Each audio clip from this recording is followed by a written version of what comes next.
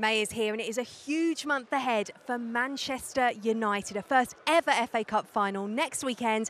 But firstly, their attentions are firmly fixed on their WSL title charge. Now, they may be leading the way at the moment, but with Manchester City and Chelsea hot on their heels, they know there is no room for error.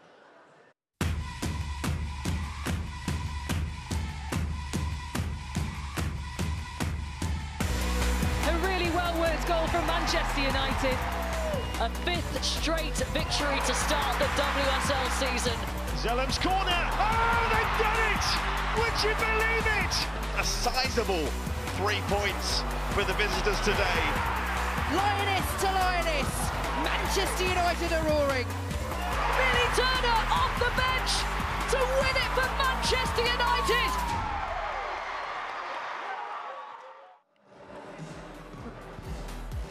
A reminder for you then of where this incredible WSL title race currently stands. Manchester United, as I said, currently holding top, but Chelsea did win in midweek, meaning they have cut the gap on them to just 4 points, and they still have those 2 games in hand, so it is not in Mark Skinner's side's hands. Today, though, is as much about the bottom of the table as it is the top.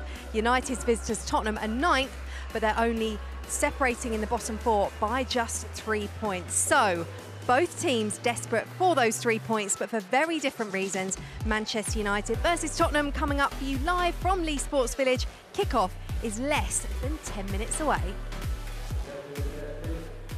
Well, hello and a very warm welcome to Manchester. Thank you so much for spending some of your bank holiday Sunday with us here in the sunshine. And I am joined by Fern Whelan and Rachel Brown-Finnis. And we are very much enjoying that summer has arrived here in the north of England. But I'm most intrigued as to how the Manchester United fans are feeling. 3 more games to go in this WSL title chasing season for them. And of course, the FA Cup final next weekend. But Rachel, they are making their fans go through all sorts of emotions, aren't they? Coming from behind in 2 of their last 3 games. Well, these, fans that are in the infancy of this club and how they're developing, and they're in full voice behind us in the stand there. They travel up and down the country, but they've seen Mark Skinner's team develop as well throughout the season, have a real kind of steely mentality, a mentality of not being beaten till the final whistle. The number of last minute or last 5-10 minute goals that have come up, especially Rach Williams and this one from Millie Turner,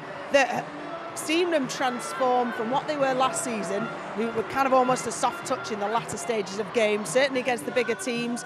Didn't get much joy or many points out of playing games against the top 3 teams. This season's completely different, and they see themselves at the top of the table and fully justified why they are. They're a different kind of outfit this season. As for Spurs, as we saw from looking at the table then, it's not been the season that they wanted, but have you noticed an upturn in form? But because they've actually had 5 goals and 2 draws in their last 2 games, but also as well as that, there's some interesting team news today, 4 changes. Yeah, definitely. I think, as you say, the changes today, we've seen Ashley Neville now drop to the bench, their captain. That was a surprising one.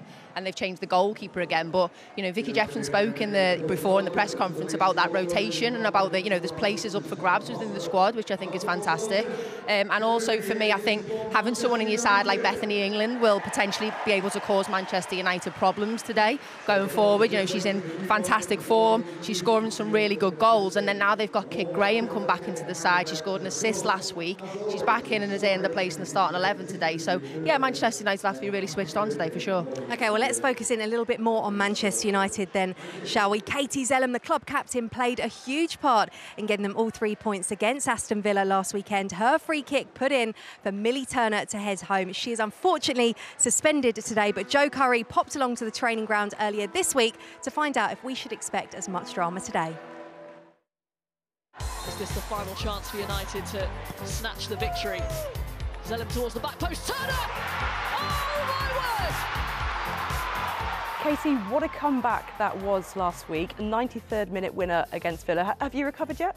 No, to be honest. Everyone was like, that was amazing. I was thinking, no, not from my heart, that weren't amazing. Maybe last year, a few of the games, Arsenal at the Emirates, Reading, obviously Villa at the weekend, they previously could have been draws that we'd not managed to take the 3 points from, but I think since the Arsenal game at the Emirates you can see a real shift in mentality, that we've got that belief that we go into every game believing that we can win.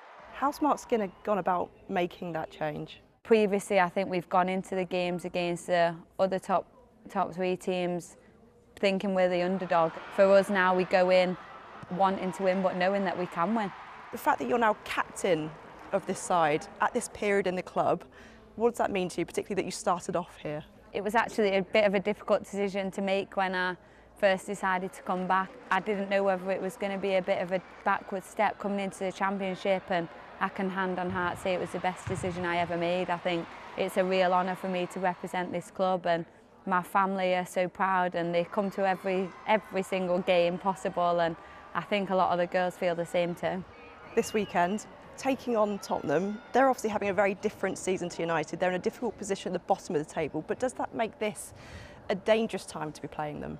When a team's got everything to play for, that makes it even more difficult. Tottenham need the points just as much as we do. I think at the top and at the bottom it's very tight. There's very few points between all of the teams that are involved in that. So, like you said, I think it is a difficult time to be playing them.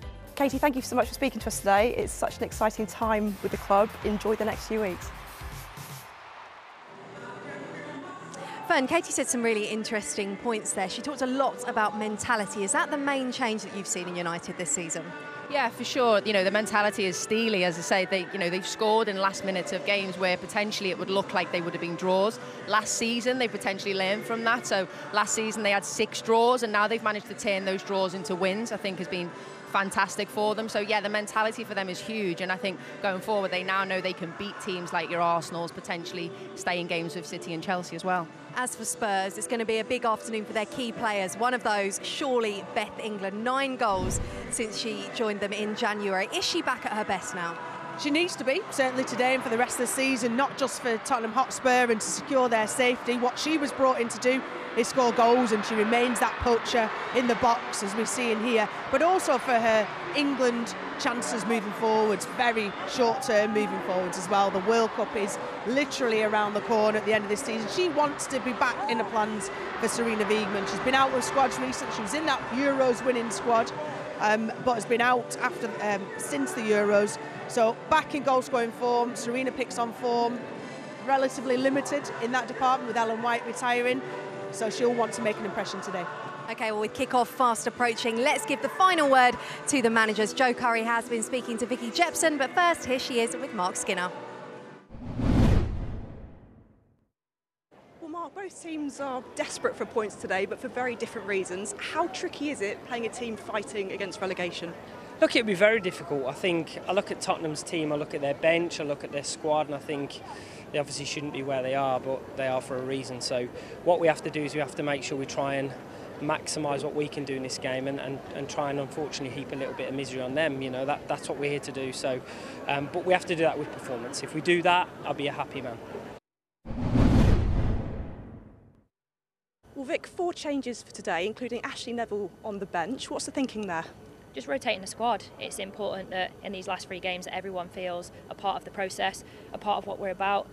We know we're in a situation that we didn't want to be in, but everyone is a part of that, whether you're a starter, whether you're a finisher.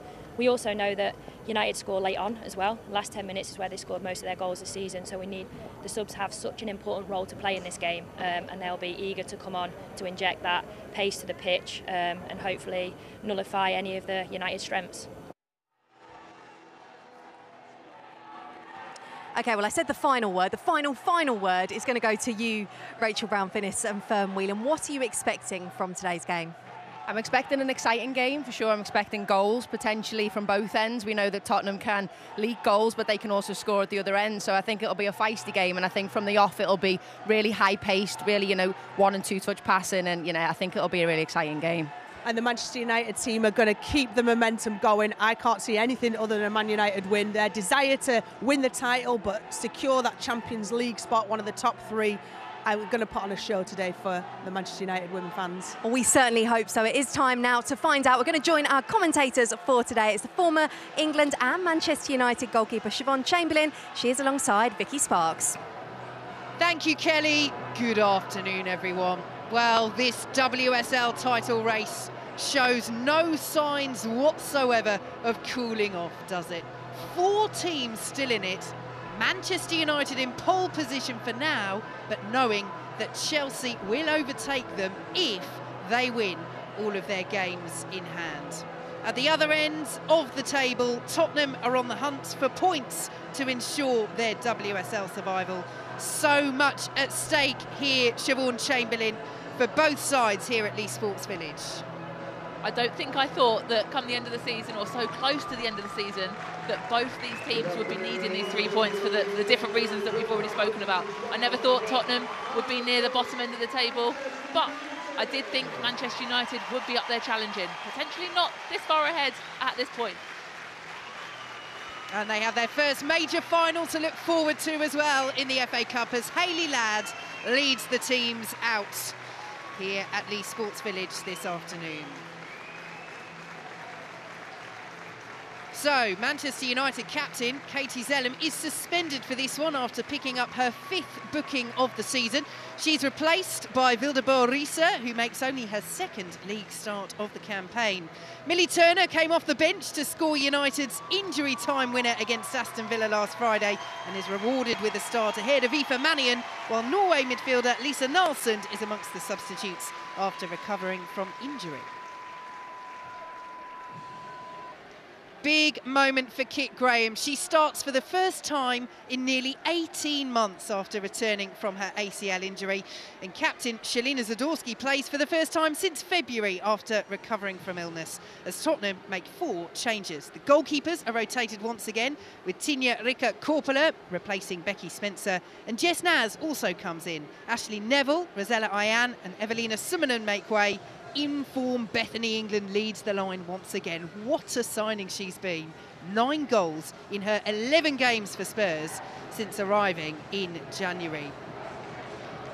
Well, so much at stake for both of these managers, Siobhan, but in terms of the title race, Manchester United quite simply can't afford any slip-ups.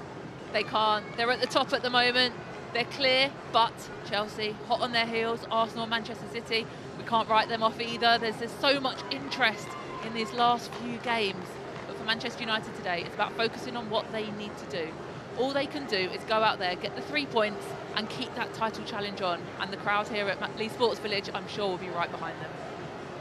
So Hayley Ladd taking the armband in the absence of Katie Zelem. In terms of Tottenham, Shelina Zadorsky, one of the players coming back for them, Kit Graham as well. How big is that for both of them? Yeah, Shelina Zadorsky especially, she's a leader, she's their captain, and they've conceded too many goals of late, so she'll be coming back in, trying to shore that back line up and trying to work the fact that they need to keep a clean sheet if they're going to get points here. So on the weekend of the coronation of His Majesty, the national anthem will be sung before kick-off here at Leigh Sports Village.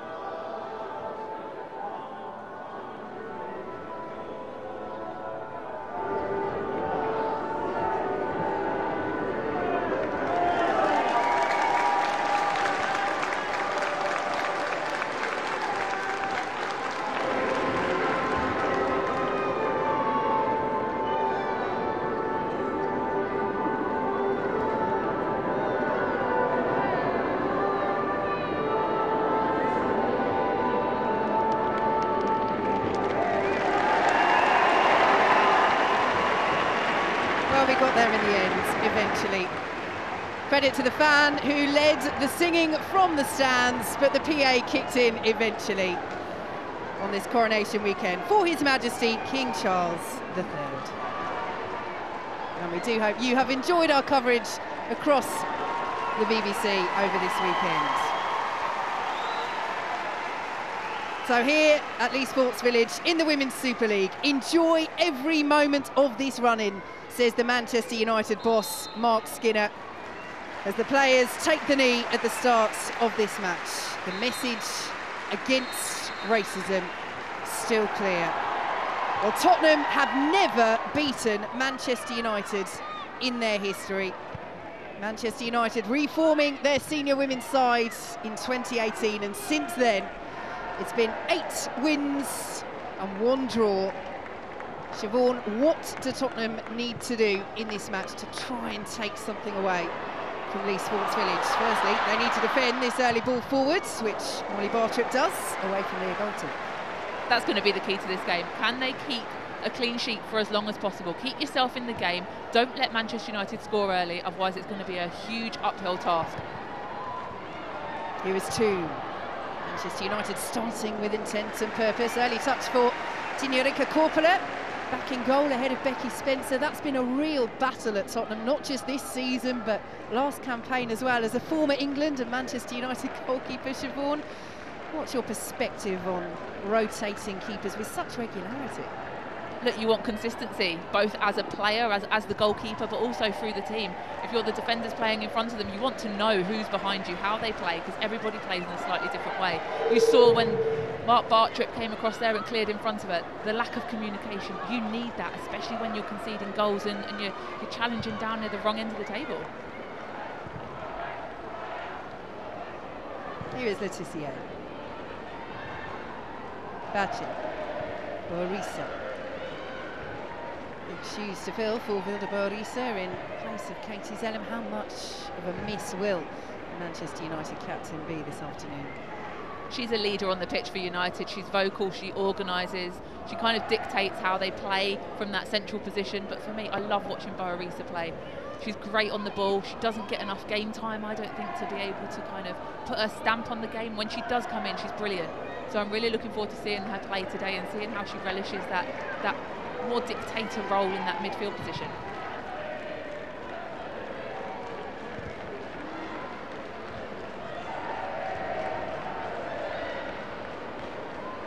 Russo.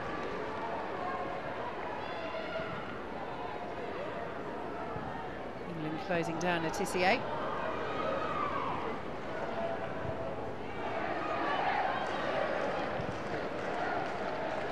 Bacci to Paris. Another Nikita Paris, like Bethany England of Tottenham, hoping to force her way into Serena Wiegmann's World Cup squads for the summer. Both of them European Championship winners last summer, but neither in the latest squad. So much competition for the Lionesses. Here come Manchester United. Colton's in there, great save, Corpola. Called into action early on. But Tottenham do enough. It's the ball through from Borisa here, perfectly weighted. The delivery whipped in across that near post space. And I think it's a combination of the defender and the goalkeeper that just does enough to prevent Leah Galton from getting the contact. It's actually Amy Turner that comes in at that back post to make the block. Yes, good spot, Siobhan. Excellent defending from the former Manchester United defender. Toon with the delivery. Turner was in there. Not quite the connection that she got last gasp against Aston Villa last Friday. And Manchester United a vital 3 points. Here is Blundell.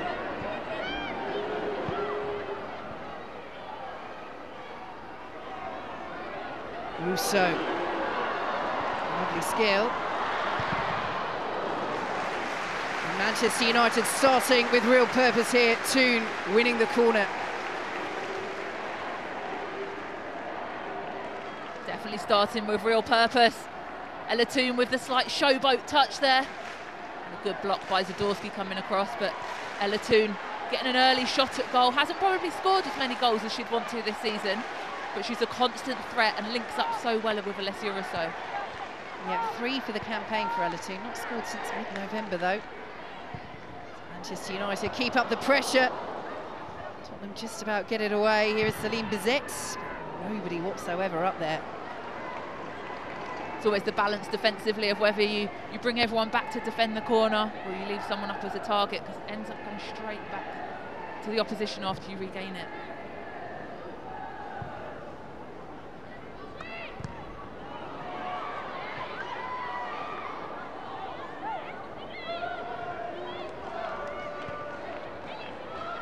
Here is Graham.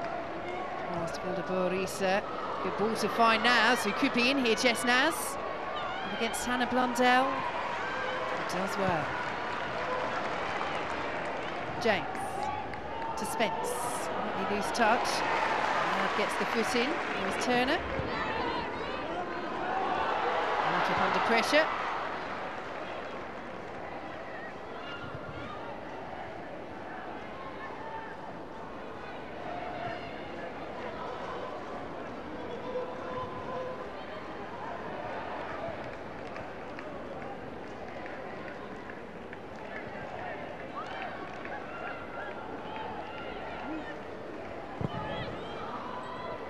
Forward by Bartlett for Bizet to chase. Turner away.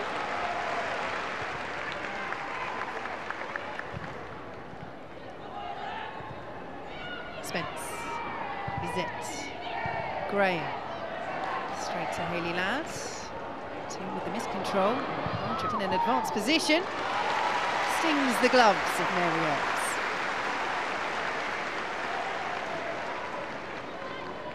Definitely worth an effort there from Molly Bartrip. I don't think she finds herself in that position too often, but she hit the target. I think if you're going to beat Mary Earps, it's going to need a little bit more venom and a little bit more top corner. Yes, just 1 goal for the season, Molly Bartrip. That was in the 8-0 victory over Brighton. Her first goal in nearly 5 years. The only goal that she scored for Tottenham. Not sure many Tottenham fans, or Rianne Skinner, their manager at the time, would have predicted the season they've had since that win. But Bethany England could be in here. Brilliant work by England. Even better defending by Manchester United. Outstanding at the back. And England must be wondering how that wasn't 1-0 Tottenham with the form that she's been in since arriving in January.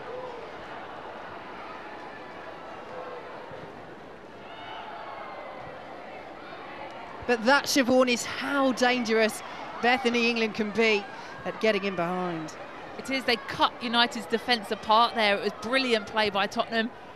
Just beaten by slightly even better defending from Maya Letizia there. An absolutely brilliant block. Badger won't keep that in on the far side. Well, so much to praise about this all round. The 1 and 2 touch play, it's the through ball here, the run off the back shoulder. Bethany England takes it round Mary Earps, just goes a little bit too wide, and Maya Letizia was so close to her. Timed her challenge to perfection and makes a brilliant block to keep it at 0-0.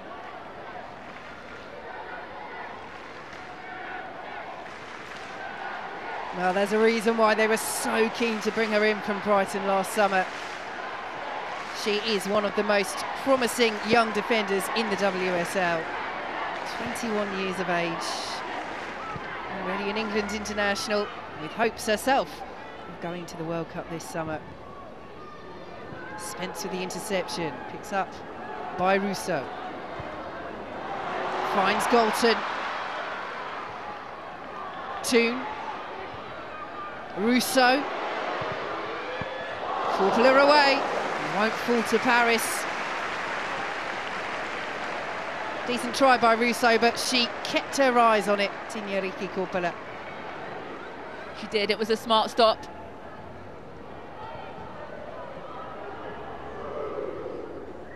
Here come Manchester United once more.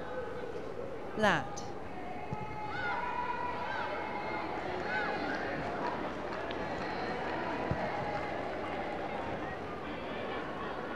Well, Risa just does enough. Paris. Good foot in by Spence. Here is Turner.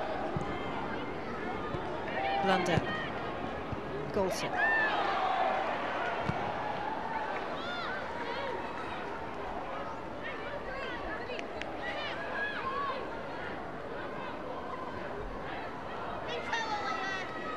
The opportunity that Manchester United just have. Leah Galton with the great through ball to Ella Toon, and it's her combination play with Russo again, and you can see it's a smart stop, but a comfortable one there for Capella. Does well to prevent the ball from going out for a corner and from the oncoming player at the far post, so it's a smart stop into a very good area for her. Forward by James, cleared away by Millie Turner. And here is Ella Toon. Space yawning in front of her. Galton. Still going, Leah Galton. Blundell. Harris had made the run. Harris with the header, Corpula with the save. Flag is up on the far side. As the rebound is fired wide anyway. Oh, she's had a busy opening 10 minutes, Tinarica Corpula. She's had a very busy opening 10 minutes, and there's nothing worse as a goalkeeper than you make a brilliant save and they put the flag up for offside anyway, but I'm going to give her the credit for it, definitely. It's a brilliant save, point blank range, in a great position, gets her feet across in line with it, and doesn't give Nikita Paris the chance that even if it was onside, to get a goal for Manchester United. Yes, just seeing that replay there, I think Mark Skinner would have been rather unhappy with that flag. That goal gone in from Nikita Paris.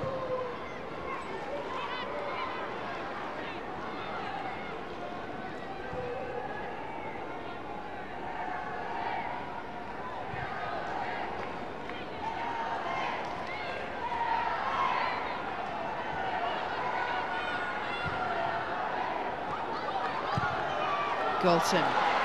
Toon in space. Russo through the centre, Bartrip across quickly for Tottenham. Paris arriving.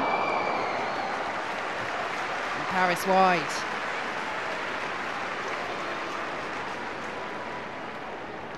Really clever play there by Ella Toon. She's playing off the back shoulder. She's not playing in any specific pockets at the moment. She's running off Amy Turner's back shoulder here, keeping herself onside and causing lots of problems. Just couldn't quite get the shot on target from it, but Manchester United causing lots of problems for Tottenham's back line here with their rotation, with their players playing off back shoulders and into those little pockets behind the defenders. Paris dispossessed, but will come to Vilda-Borisa. Leticia. Borisa. Saw the run of Toon. Does get something on it, but not quite enough to keep it in.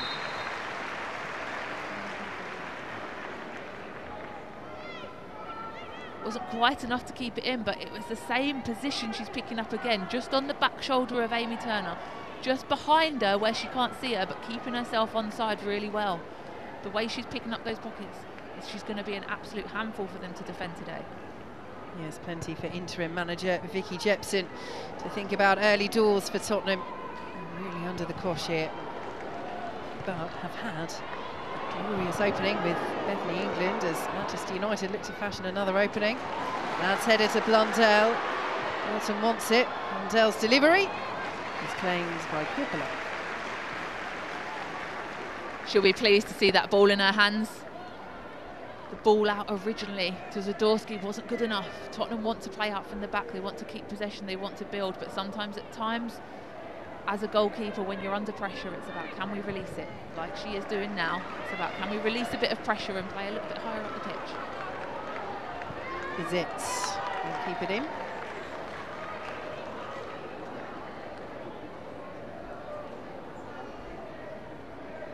Well, they have suffered just 2 defeats, Tottenham, in Vicky Jepson's 5 games in charge. That was after a run of 9 league losses in a row, which cost Rhiannon Skinner her job.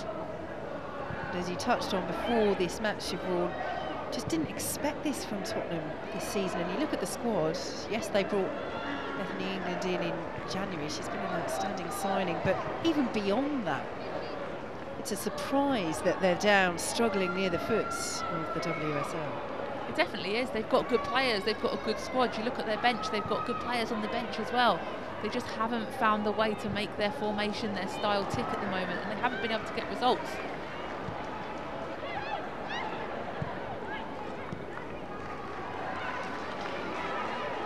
Toon. Borisa. Here is Batche. Ladd. Russo. Trying to find space to turn. Paris.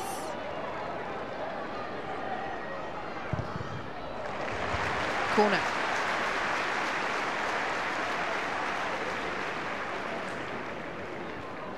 Good patient play by Manchester United. They're just working it around. Hayley Ladd picking up good areas at the edge of the box to find those passes and to keep possession, to keep the ball moving around and work their way to get to win in that corner, where at the moment they've been dangerous, especially when you look at Millie Turner.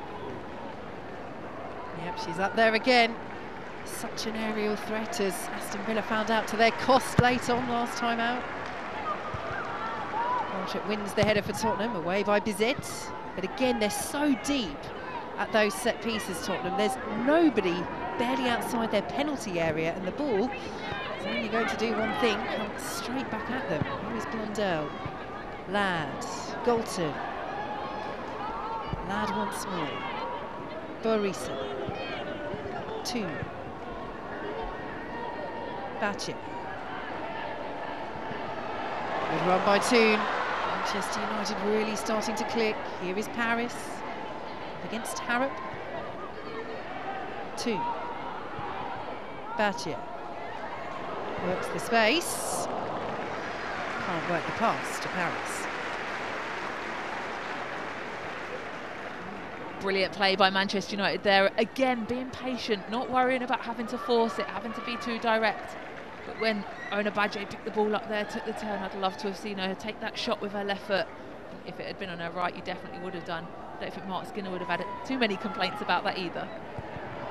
Well, he says he's dealing with pressure a lot better than he has done previously. As Manchester United keep up the pressure on Tottenham. There is Blundell. Still going, Blundell. Corpler with the save. Well, she had options there, but you can see the frustration in the Tottenham defence. And Hara James spreading her arms and saying, we need to get on top of this. Well, Manchester United's movement is just too good. You see here the delivery in. It wasn't good enough, the delivery, but there's three players in the box. There's players on the edge of the box. Manchester United are committing so many bodies to the attack, but they're also rotating within it, so it's making it difficult for Tottenham to work out who they should be picking up. Ladd's header to Galton. Toon, who seems to be everywhere at the moment. Drag back to Blundell, little shorts. That was it. Can't steal it from Hannah Blundell. Over the head of pretty much everybody. Naz will clear away. Again, Tottenham so deep. Letitia. Calmly done by Turner. Amy Turner showing her experience there, just chesting it down for the goalkeeper, giving Tottenham time to get their shape back. Beth England there is your highest player, and she's back in your own defending third. There's no way Tottenham can get any kind of possession if they've got nobody stretching the pitch. They need them to stay a bit higher up. Well, the boos ring around Lee Sports Village. They feel that Corpler is taking her time over that distribution. Harris looking for Toon, away by James. Borisa. Toon. Paris, beautifully worked this by Manchester United. An excellent defending once again. James for Tottenham through to Corpler. But they are hanging on here, Spurs. They are hanging on, and credit to them for hanging on, but even though they are getting dragged all over the pitch, somehow, whether it's because Manchester United haven't been clinical enough, haven't been ruthless enough, they've managed to block most efforts, prevent any first contacts for Manchester United within that 6-yard box. Spencer's ball forward, charge down. Bartrip.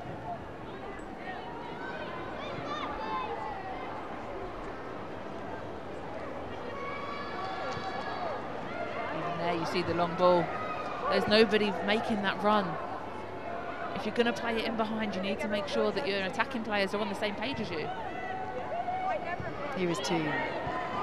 Borisa, put in by Graham. Spence, this is where Tottenham can be dangerous. He's making the run. Batcher reads that swerve of the ball well and wins the throw too. Brilliant defending by Badger. She's such a calm and composed defender, understands, as you said, the swerve of the ball, the movement of the attacker. And Naz is a very quick player, but manages to make it look easy. Free kick for the foul on Russo.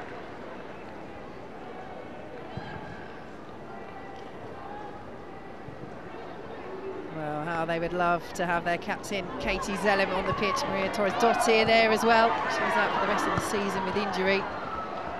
So far, Manchester United, in Zellem's absence, putting in a very confident performance, dominating possession, dominating the chances, but still, they are goalless. I think that's one of the differences with Manchester United this year, is the strength and depth that you've got. So yes, your captain, Katie Zellem, who's been ever present, is missing. But you've got Vilda Borarisa who comes in, and she's an outstanding player who could start week in, week out, in my opinion, anyway. You've got players on the bench that can come on and change games when needed. So that is why Manchester United are mounting a title challenge this season. Here we go, it's Bethany England trying to feed Naz. Graham will pick it up. Naz knew she was offside.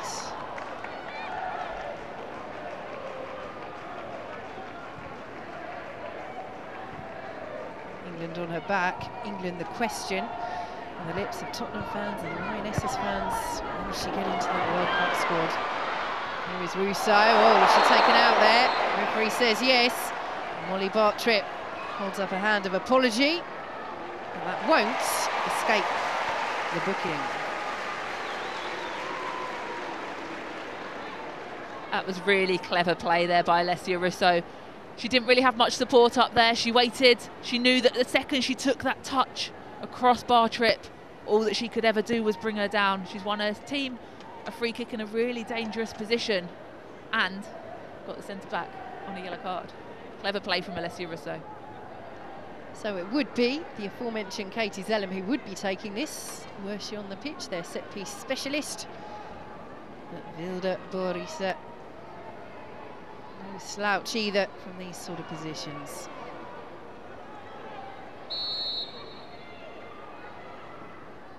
Right up from the back once more for Manchester United. And Galton it was with the header over the bar.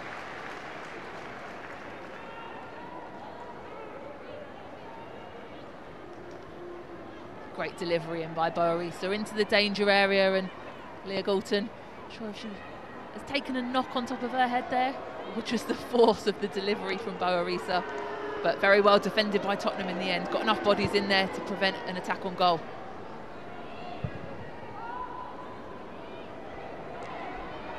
England putting the pressure on Letitia.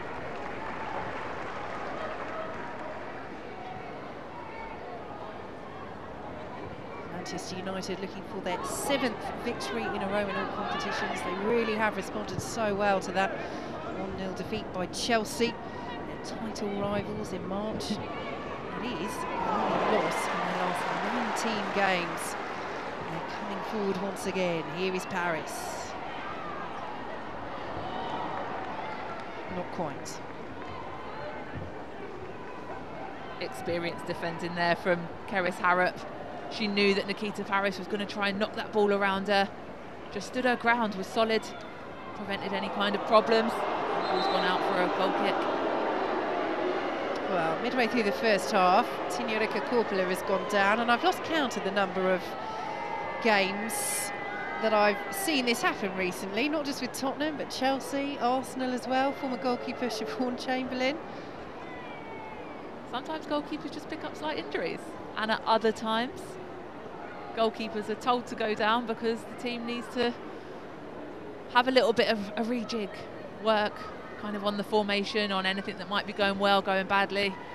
And I won't say whether I ever did or didn't. I'm sure anyone that saw me play would know that I would never do such a thing.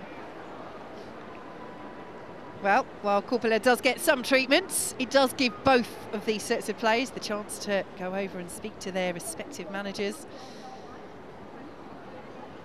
What will Manchester United be looking to improve upon other than the obvious answer, sticking the ball in the back of the net? I think that's the only problem at the moment, that they haven't scored a goal. They've been moving the ball around well, they've been patient with it, they've been using both wings, they've been coming down the left, they've been breaking down the right, they've had overlapping fullbacks. They just haven't been clinical and they haven't been ruthless. They forced Korpela into a couple of saves early on, but since that she's been relatively untroubled. So they need to make the goalkeeper work, they need to get some efforts on goal to be able to cause problems and get the lead in this game. Well, huge game this for Manchester United, huge game next week, and that's an understatement. Their first major final in their history as they look to win their first major trophy up against Emma Hayes' Chelsea at a sold-out Wembley. Do join us for that, and join us for the Women's Football Show as well this evening, 11:30 on BBC One. So much at stake at both the top and the bottom ends of the table for so many sides. Well, she is all right, Korpela. Yeah, I think she's just about managed to survive, managed to recover. Hopefully she'll be good for the rest of the game. Although she did just slip taking that goal kick and could have injured herself quite easily then. The irony.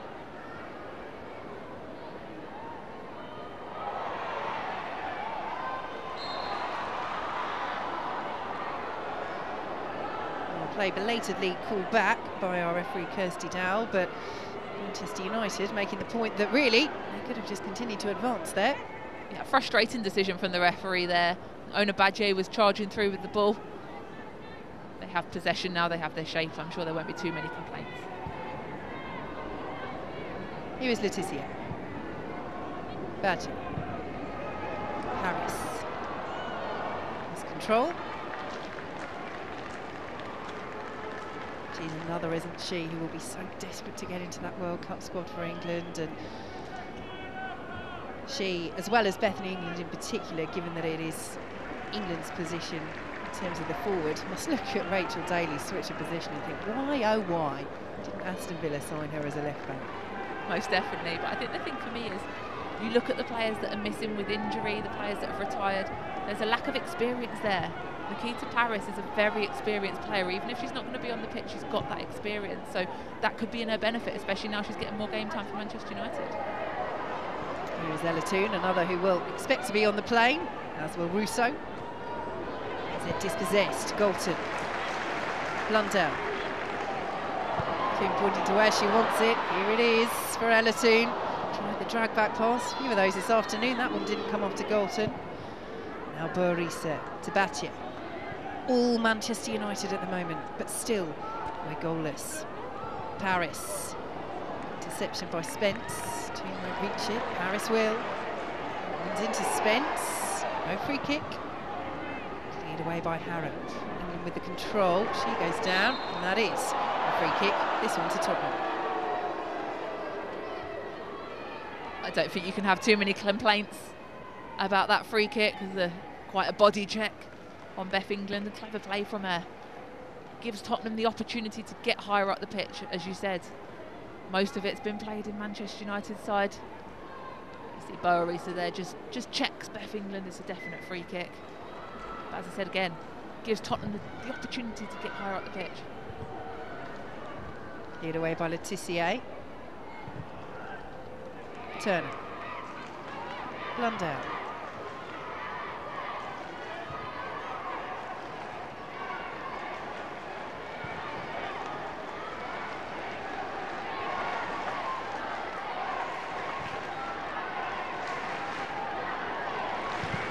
Leticia. Paris will use that pace, trying to get back. And Paris has done brilliantly there to win the corner. Never gives up what can sometimes look like a lost cause. She doesn't, and as you said, uses her pace really well. But for me, that's the first time that I've seen May Letitia get her head up when she's got possession and play that ball in behind. That ball's so dangerous for Manchester United, and we've seen that there from them winning a corner from it. This time they take it short. Borisa to Toon. Borisa's delivery, and Galton off the bar. Flag is up on the far side. And that perhaps spares Leah Galton's blushes, because really she should have buried that. She should have done. The quality of Leah Galton, you could see the way she angled her body. She had the time to get the shape, to take the header, to direct it goal bound.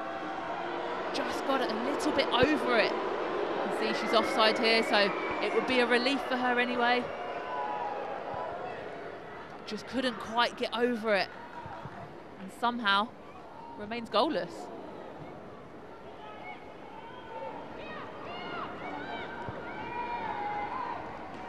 New reserves for Manchester United. From a Tottenham perspective, you can't let Leah Galton have that much space, that shorter distance inside the penalty area. You can't, but from a Tottenham perspective, again, potentially you could say she was offside. We'd left her. We were picking up the players that were onside. You've got to then rely on the assistant referee to do their job, which they did.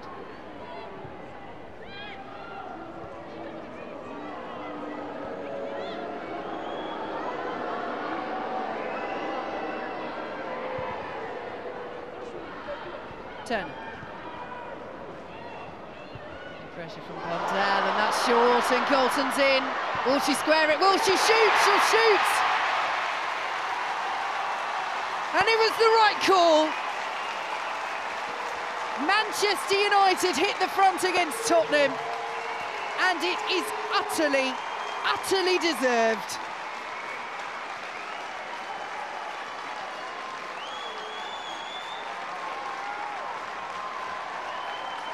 It's definitely deserved, and it's a mistake, unfortunately, from former Manchester United player Amy Turner. She underhits the back pass, and Leah Galton is on flying form right now. Takes the touch and curls it in with the outside of her boot. She's never going to miss with that. From that range, with the confidence she's playing with at the moment, it's a gift for Manchester United, but nothing less than they deserve. Her 12th goal of the season. She edges ahead of Alessia Russo in this ongoing battle they're having to be Manchester United's top scorer this campaign. And what form she's in. What more can she do? Vicky Jepson. It was a mistake by Amy Turner. She was forced into that mistake, though, by the high press that Manchester United have been playing. Leah Galton, Alessia Russo, Ella Toon, all playing so high up the pitch, forced her into making that mistake because they shut off her passing positions. So sometimes as the goalkeeper, as a defender, it's about clearing your lines when you're playing up against opposition like Manchester United. Here goes Naz, great run. Eventually, has the ball taken off her toes. I looked at referee Kirsty Dow, but nothing doing. Will we see a change of approach from Tottenham? I think they need to change something. I think if they'd have managed to go in at half-time at 0-0, they'd have done their job for the first half. Now Manchester United have scored, they can relax, they can create a lot more. Toon's ball over the top for Paris. Corbin her out quickly.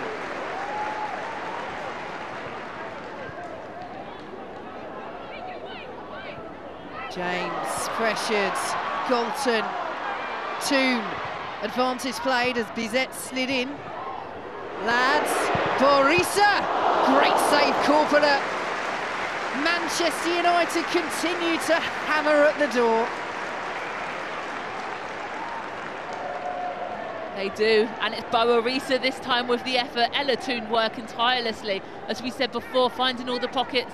But the strike there was so well struck by Borisa.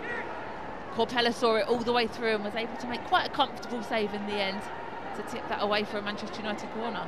She's definitely been the busier. And they played it short again, and Tottenham at 2-on-1, although Naz does well against Ella Toon as Zadorsky comes out to help out. Toon still gets the ball in, flicked on. Brilliant finish by Russo. Manchester United exerting their dominance in this game and showing no signs whatsoever of letting up in their title charge. And all smiles from captain Katie Zellem and Maria Torres-Dottir, and why not? It's a brilliant finish, and Manchester United are in complete control against Tottenham. It's a brilliant finish from Alessia Russo, fired into the goal. But it's a clever play from Manchester United. They've done their research in corners of how Tottenham defend them.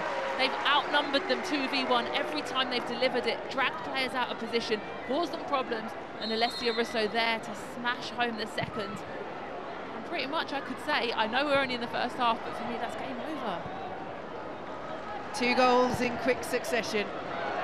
Manchester United with just rewards for the way they've played in this match so far. And Tottenham will think back to that Bethany England chance. She got past Mary Earps, that was denied by a superb block by Maya Le Tissier.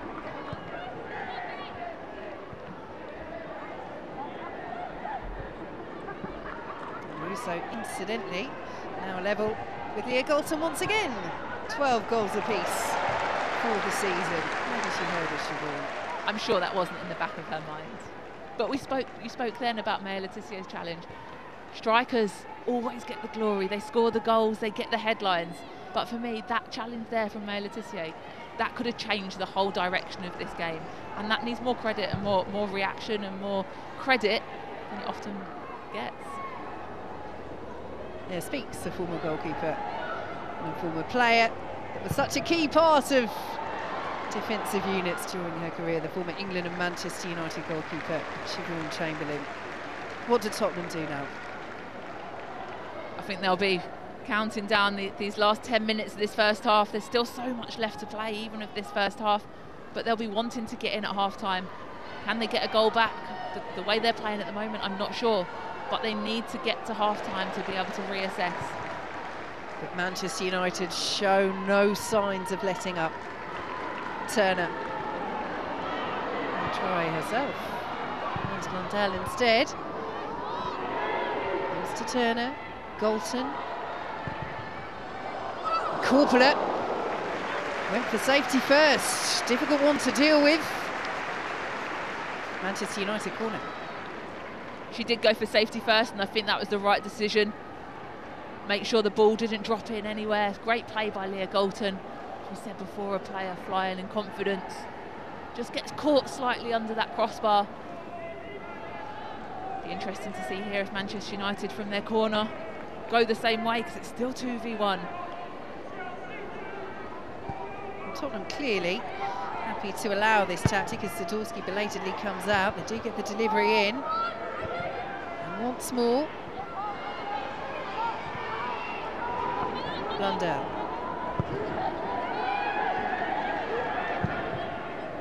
By Le Tissier, still up there. Goal kick.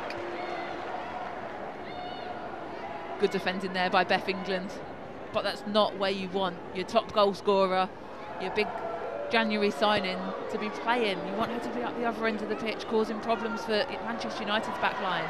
And they're taking real chances again, Tottenham, needlessly so. Toon sliding in. They've got away with that there, Spurs. Graham will send it forward, and suddenly look at the space for Jess Naz up against Le Tissier. Bizet and England joining the attack. Naz taking on Le Tissier, getting the better of the young England defender. And so close for Bizet.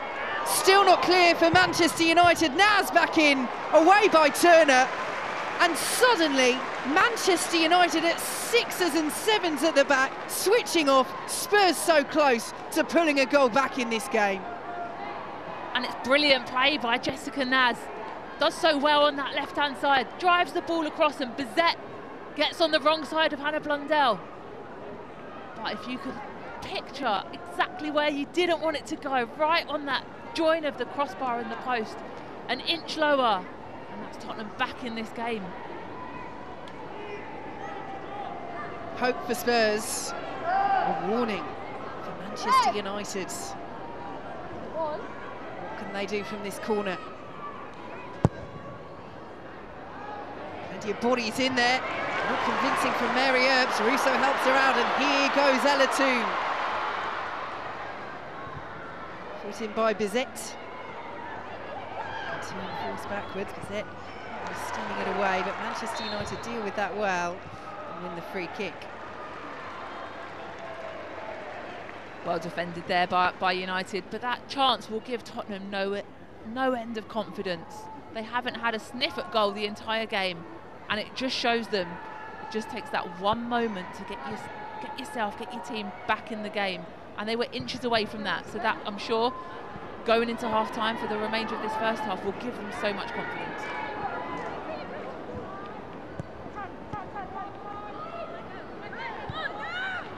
Here is Blondell.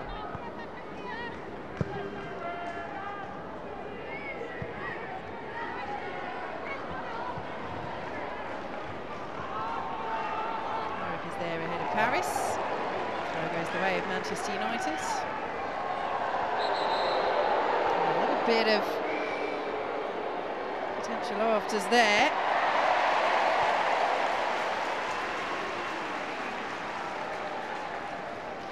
Well, frustration boiling over for Tottenham.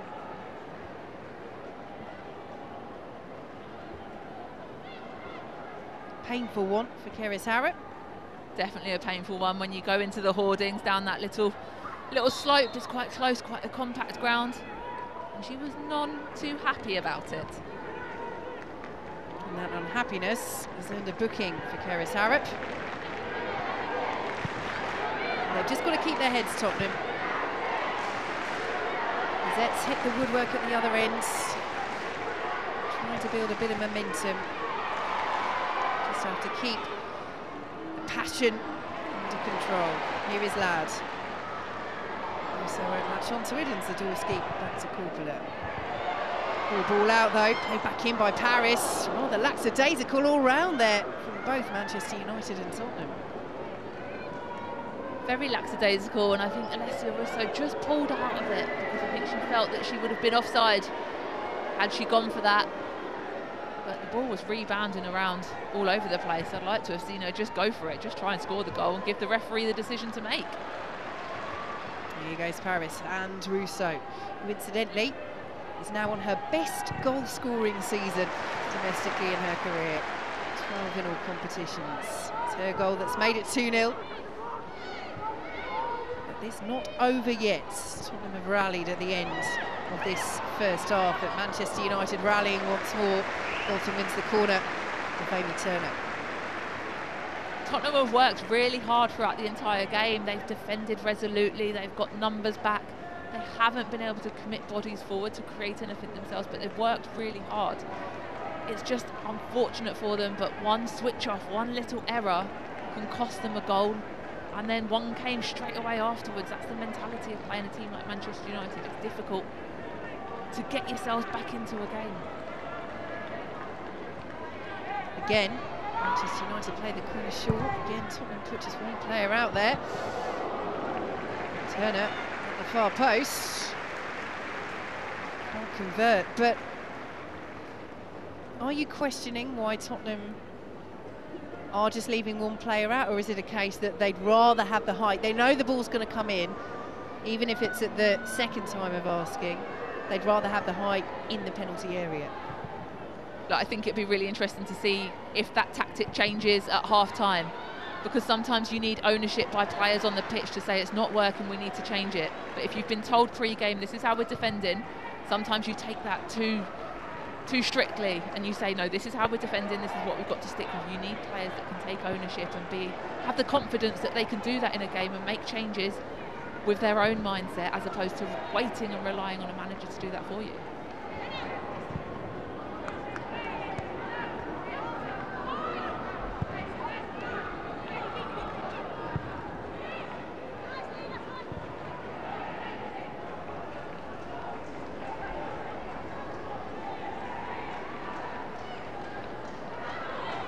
Letitia. 2. Harris.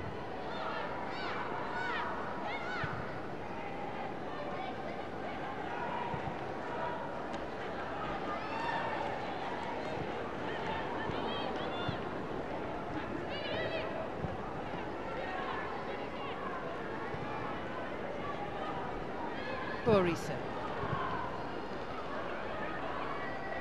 There is Graham to Spence. Now James. Bethany England, who hasn't seen much of the ball in the last 15-20 minutes or so. Bizet's has hit the woodwork, trying to get the better of Blondell, who does well. Strong defending by Hannah Blundell there, just preventing any issue at source before any ball gets delivered into the box. She's been brilliant this season. For Manchester United, really solidified that position at left back. Here is Galton. Turner, intelligently done. Just. A player that likes to play on the edge, and I can say that having played behind her for a season. Doesn't always leave it as potentially as a goalkeeper as you'd like, but she tends to get away with it, and she scores worldie winners for them, so I'm sure they'll take that for now. Yes, I was going to ask Siobhan Chamberlain, if you were Mary Earp seeing her do that, are you saying, well done, Millie, or come on, Millie? Well, it just about had enough power, so we'll give her credit and we'll say well done, Millie. 2 minutes of added time at the ends of this first half. Manchester United give the ball away, but win it back immediately with Borisa.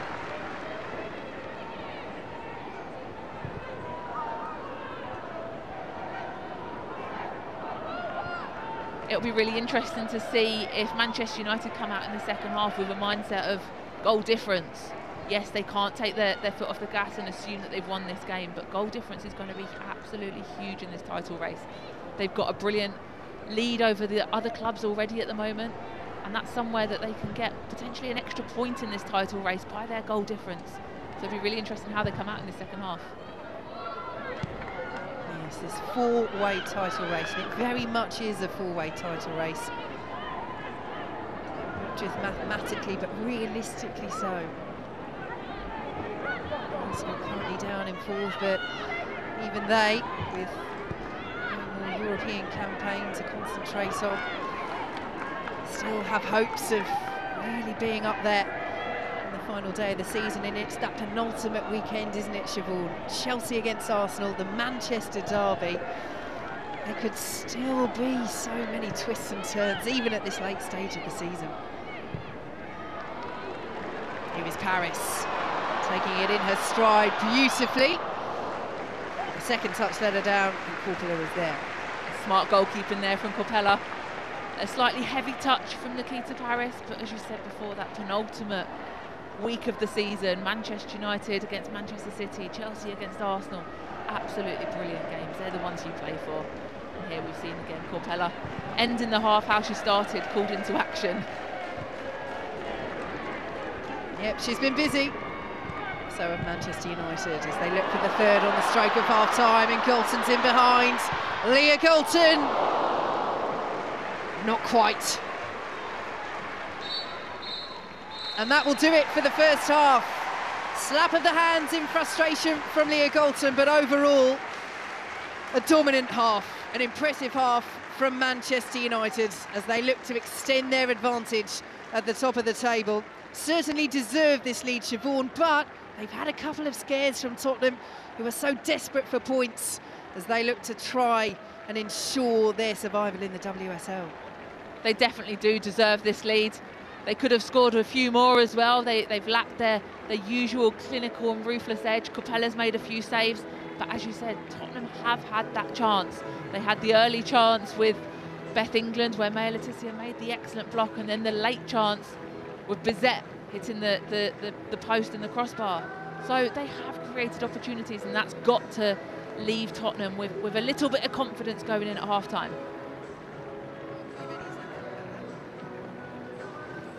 So goals from Leah Galton and Alessia Russo give Mark Skinner's side the lead at half-time. 2-0 up against Tottenham.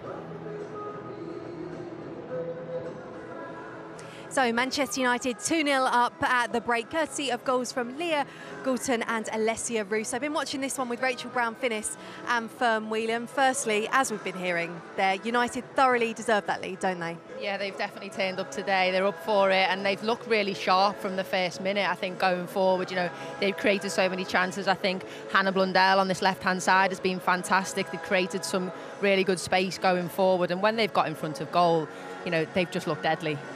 OK, let's take a look at the goal that gave Manchester United the lead then, Rachel. This is on 32 minutes, and what a finish this is from Leah Goulton. Brilliant finish, but so preventable from a Tottenham point of view. Conceding possession, playing out the back.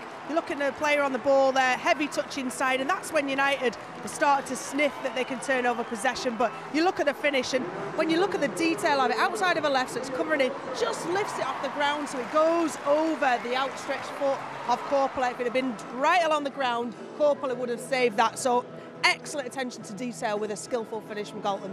Yeah, Amy Turner there, under-hitting the back post, former Manchester United player as well. And it took just 3 more minutes for Manchester United to double that lead. And if we talk about the last one being a good finish, Fern, this one's even better, isn't it? It is. It's fantastic. And I think all credit here has got to go to Ella Toone. She keeps the move alive, and she swings the ball in. And, Alessia Russo was just really alive to that second ball, and what an absolute fantastic finish from her. You can see she's just waiting on the back shoulder of Drew Spence there, and Ella Toone's done really well. And this is what she does so well, Alessia Russo. She just waits, and for the flick on, absolute pace behind the strike there, and fantastic finish from her, and she could have scored more within the first half. Oh, beautiful, stunning finish, no chance with that. And 2-0, it could have been 5, easily. It could have, and that leads us on very nicely to the next run of analysis. We're going to take a look at the other chances that Manchester United have, because it has been their first half run. It has. They've been fantastic, especially Onabadje down the right-hand side, putting some great balls, and you see it's come off his shin a little bit there, and body's on the line, but it's been chance after chance for Manchester United. Again, down this left-hand side, Ella Toone has been fantastic this first half. She's found pockets everywhere. Coppola equal to it there. But as I say, Ella Toone's been fantastic. She's found pockets of space, and they've not been able to deal with it, Tottenham. And they're going to have to change it in the second half, because they've been so rigid within their formation, and they've not been able to deal with their fluidity. And this is Ella Toone popping up on the left. She's sort of glided from a central position out to the left, glided out to the right, and she's just been unmarkable. The defensive midfielder in front of the back line of Spurs isn't playing, not man marking, and she's just drifting, finding the space, and she's a quality player causing problems. Let's take a look at her first half performance in a little bit more detail then, because in all of those chances we have seen that she has played such a key role. She's perhaps been a bit quieter in recent weeks, Fern. What's been better about her today? Yeah, so last week when they played Aston Villa did really well in terms of they marked her throughout the game. They were tight, they were on her heels, but we see today she's first to the second ball, and also she's driving into that space that Tottenham have left every now and again, and she's just been really patient. She's been proactive in her play, and obviously a little bit of confidence there as well.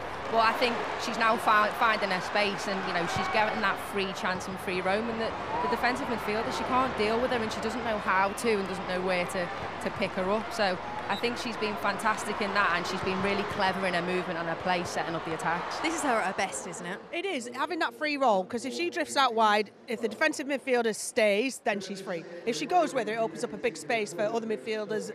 Bo Reese has been excellent, I think, stepping in for Katie Zellum today. So it's such a problem for Vicky Jepson and her team to fix at half-time. Talking of problems for Vicky Jepson, looking back at that first half, will she be frustrated at how Spurs have used possession when they have had it? Do you know what? You go out with a game plan, and sometimes it has to change. For Spurs, they're causing themselves problems. This is exactly where the first goal came from. You thought, they'd ridden a storm, they'd made lots of saves, saving tackles, and then they give the ball away. And it happened time and time again. If I was in goal, if I was seeing Enrique Coppola, there's no way I'll be playing out on a consistent basis. You've got to read the momentum of the game. For me, they're playing like a team that's in a relegation battle, so they've set up to play out from the back, but they've got players in midfield that don't want to get on the ball. So actually, you're trying to play out when no one wants to get on the ball, so it's dangerous. And sometimes the chances they have created have been when they've gone direct and they've hit Manchester United Is that early. a confidence thing? Because it must be hard to be brave when you're in that situation. I think so, yeah. I think, nobody really wants to make an error or to give the ball away, and it looks like that. So you've got to try and build confidence as you go throughout the game. And the way they're doing it actually is they're going the opposite way by giving the ball away more and more, and no one's wanting to get on it. To be a professional football, you've got to be brave. If you've got a game plan and only half the team stick to it, it's going to fail end of. So every player needs to take responsibility. If we're playing that game plan, we're sticking to it. We've seen that they've had some success. Jessica Naz got in down the left-hand side later on for Spurs in the first half. It works, and that's why you play out from the back. But with it has to be a collective. For all of Manchester United's dominance, it could have been a very different story. At 0-0, Spurs had a glorious chance, courtesy of someone we spoke about pre-match, Beth England. Yeah, they did. And it was, again, it was something that we see Beth England do now every time. She runs off the back shoulder of Maya Letitia here, and it's a fantastic defensive recovery here from Maya Letitia. What are yours, that Fern? Yeah, I think I've maybe got a few of them in my locker. Not anymore. But yeah, I think, when we see the chance there come in here off Celine Bizet, it's because they've hit them on the counter, they've hit them on the break, and they've gone for that space in behind, and they've done it quickly, and they need to do more of that second half, because there's too many times they're in their own half, they're taking too many touches, and they're inviting the pressure. For me, I'd want them to stretch the play, go a little bit longer, push Manchester United back, and then create that space where you go, okay, maybe now we can play out a little bit. Okay, for plenty for Spurs to ponder at half-time. Vicky Jepson, no doubt, will be getting into her side as we speak. But let's take a look at just what that means as it stands for the WSL table. There's lots of matches later in the WSL also, but this is how things currently stand. Manchester United are still top, of course, extending their lead over Manchester City to 6 points. It's a 7-point lead between them and Chelsea. But of course, Chelsea have 3 games in hand. Manchester City have 1. Tottenham still 4th from bottom. Here are the rest of the fixtures we've got to look forward to in the WSL today. Liverpool taking on Manchester City. City, United's other title challengers. Reading Villa is at 2 p.m. Brighton versus West Ham also at 2 p.m. And then the late game, Chelsea continuing to push Manchester United all the way. They are in action at 6:45 against Everton. There's lots of sport to look forward to this weekend on the BBC as well. You can catch the Irish Cup final on BBC iPlayer from 2:10 today as Ballymena United take on Crusaders. There is also more WSL action later. You can listen to live commentary of that huge game, Chelsea versus Everton. That's today from 6:30 on BBC Sounds.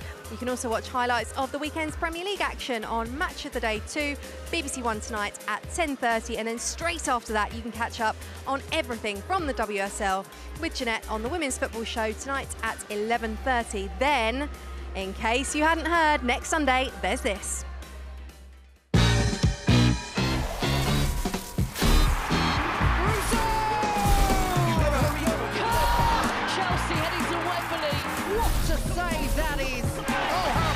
Chelsea v Manchester United in the Women's FA Cup final, live from Wembley, next Sunday at 1:50 on BBC One and iPlayer. Well, after a heartbreaking exit from the Champions League at the hands of Wolfsburg last week, Arsenal were back in WSL action on Friday night against Leicester. In case you missed it, here are the best bits.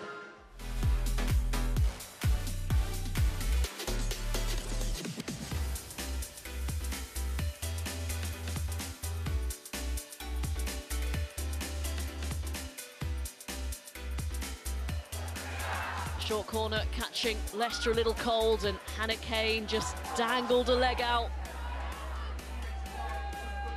So McCabe up against Leipzig. Saved! And the follow-up.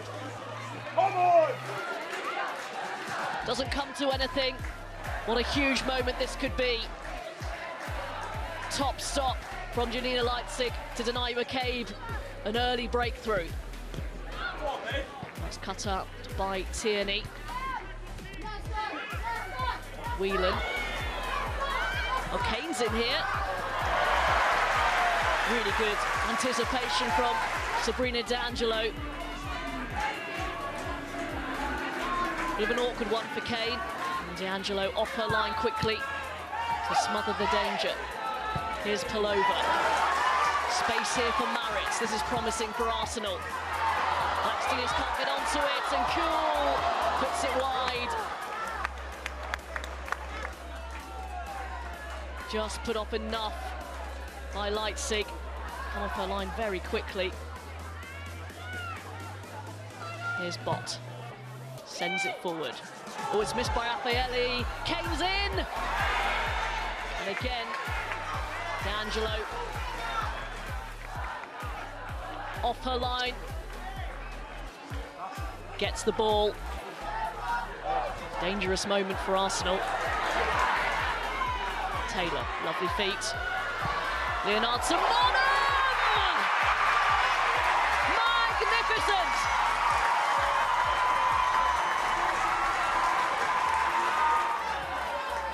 Well, it was always going to take something special to break down Leicester City this evening, and that's exactly what Frida Leonardson-Mornham has produced.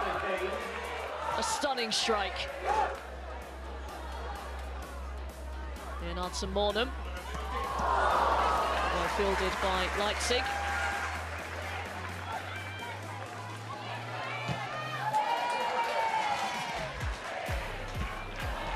Taylor. Leonardson-Mornham takes it on. And great stop. Fingertips over the top from Leipzig. Just opened up here for Leonardson-Mornham.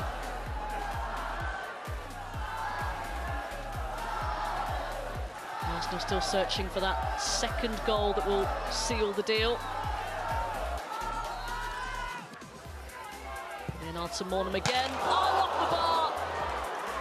How close can you get? The width of the crossbar away.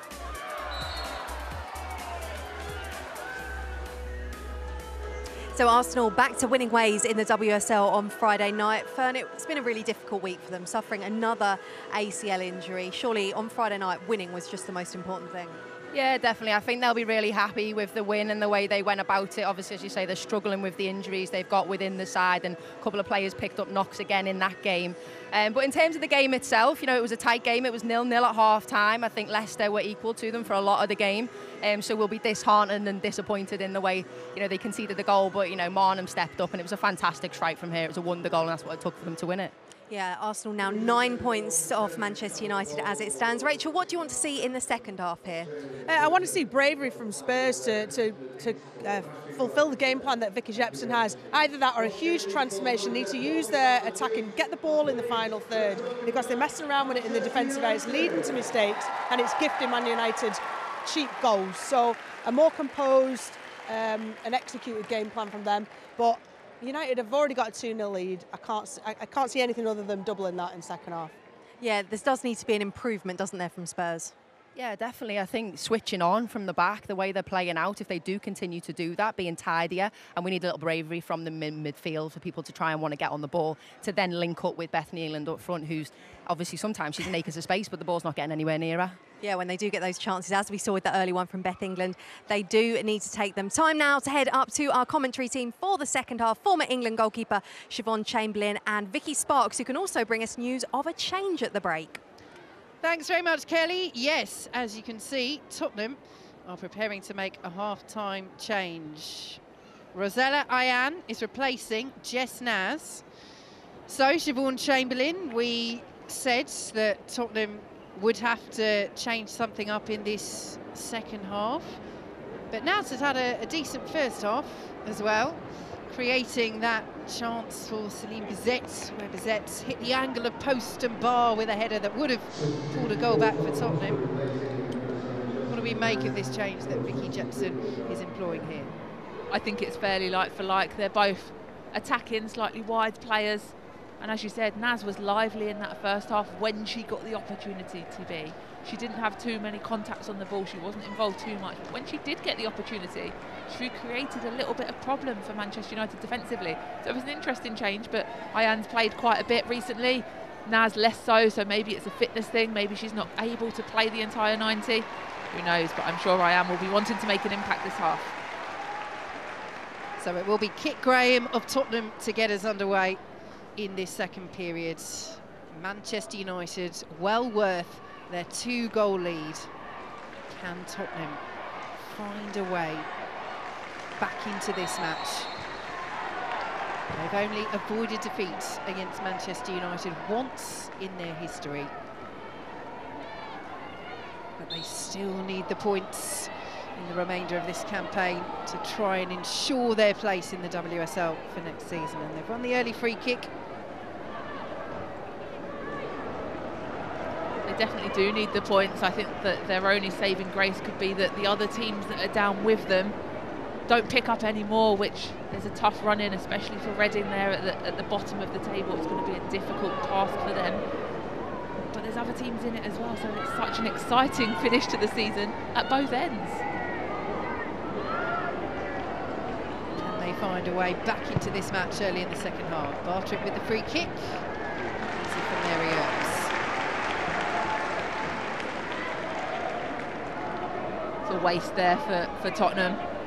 A comfortable collection by Mary Earps, but Tottenham have got to do better from set pieces. They haven't had many so far in this game, but that's an opportunity for them to create problems and to get a shot on target. England closing down Earps.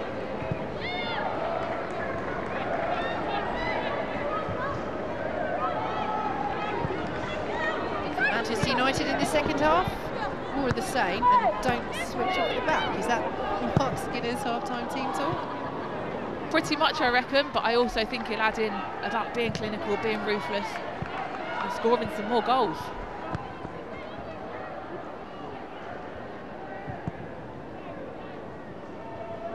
Here is Millie Turner. Intercepted by Bizet. Forced to land. 2 in on the stretch.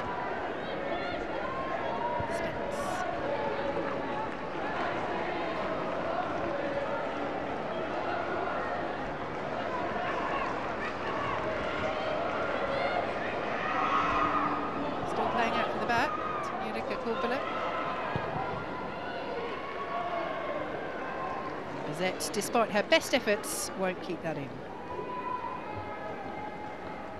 The game hasn't started with quite the intensity of this second half that it did in the first. Manchester United are probably happy to just feel their way back into the second half. The game for them should be won. So it's about not making any errors, not making any mistakes that gives Tottenham a little bit of motivation, a little bit of hope to get back into it.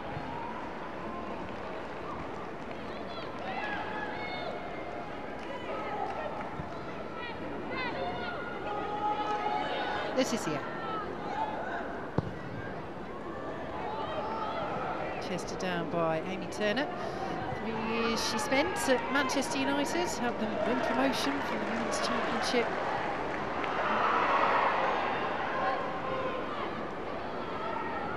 It is only their 5th season as a professional club, Manchester United, since reforming in 2018. It's Tottenham's 4th season a fully professional club. And they had hopes of kicking on this season. Tottenham finished 5th last campaign, the best top flight finish in their history. It's not panned out the way they would have wanted. It's definitely not. They haven't had a season they'll want to replicate next year. Last year they did well, as you said, to finish 5th. But they need to kick on, they need to find what makes them tick, find what gets them to gel, gets their results. Big free kick taken by Manchester United. Tottenham staying switched on with James. Manchester United pushing for this 3rd goal that would surely wrap up the 3 points. Letitia. Beautiful ball, lovely touch as well by Ella Toon. Well defended by Amy Turner. Is it to Turner? Just wonder how much what happened in February has galvanised Ella Toon in this game, because she's been outstanding so far for Manchester United this afternoon. She was sent off in their victory at Tottenham in February for a push on Evelina Simonen, then rescinded. Simonen was subsequently banned for 2 games for deception. It's one of these where she does push her Ella Toon, but Simonen goes down holding the face. Tottenham still felt it was aggressive from Toon and appealed against the red card being overturned. Felt it was still violent conduct, but nothing doing for Spurs. But as you say, it's been a long time since she scored Ella Toone, but certainly she's played at an incredibly high level this afternoon. She has. It's been one of her best games. She's been finding pockets, causing problems for Tottenham defensively, getting in behind the fullbacks, in behind Amy Turner and in behind Keris Harrop, and causing problems. It's just the one thing that she's lacking at the moment, isn't it, that goal? Here she is. Can she find it this afternoon? Can Tottenham find a way back into this, to withstand pressure once again? Borisa. Land. Galton. Excellent turn under pressure. Unselfishly to Russo. Good save, Corpula. Away by Bartrip. Smart stop from Corpella there. And it's Leah Galton who's at the heart of the action again. Great feet from her. Turns and drives inwards. Causes problems for that back line. Slides the perfectly weighted, perfectly timed ball through. And Alessia Russo just can't quite get the angle to cause a problem for Corpella. She goes to go between her legs. It's a smart stop in the end. Bartrip can't quite prevent that ball from curving out for a corner, which again Manchester United take short. Delivery charged down that time by Zadorsky. Batcher under pressure. Mayan almost stealing it. Bizet sliding in. Mayan and Batcher now in a foot race. Hannah Blundell comes across to win, helping out her teammate there. Brilliant positioning and brilliant pace there from Hannah Blundell. Just comes across, covers any kind of danger, sweeps up. And possession back for Manchester United. Doesn't clear it either, maintains possession and enables them now to counter. Bartrip is there for Tottenham. She's a player that probably doesn't get as much credit as she deserves for Manchester United. She's ever present, she's always there at in that back line. Creates assists, links up really well with Hannah Blundell, but doesn't always get the praise that she probably deserves. Here is Russo. For the run of Galton, they're really starting to link up well, those two. Paris is in there, will come to Paris! And once again, Tottenham masters of their own downfall. It's poor defending from Spurs, it's clinical from Paris. Manchester United with the 3 goals, and surely with the 3 points wrapped up early in this second half. 3 goals and 3 points for sure, and it's down this left-hand side, and it's Leah Galton again, causing problems time and time again. It's the delivery, it's a bit of a hopeful, loopy one, but Nikita Paris is there, ready to pick up on any kind of errors from Tottenham. Poorly defended. Don't get the clearance. Harrop and Zadorsky aren't sure who's doing what job. Nikita Paris is the one that is definitely sure of how she does her job and fires it straight into the back of the net for 3-0.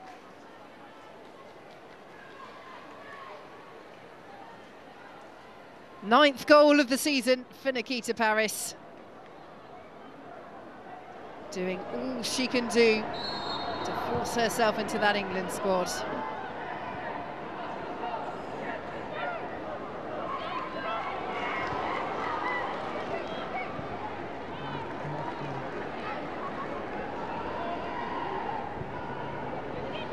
Balance now for Mark Skinner as to does he keep what he sees as his stronger side on the pitch to try and get as many goals as possible, or with an FA Cup final at the weekend does he rotate and rest?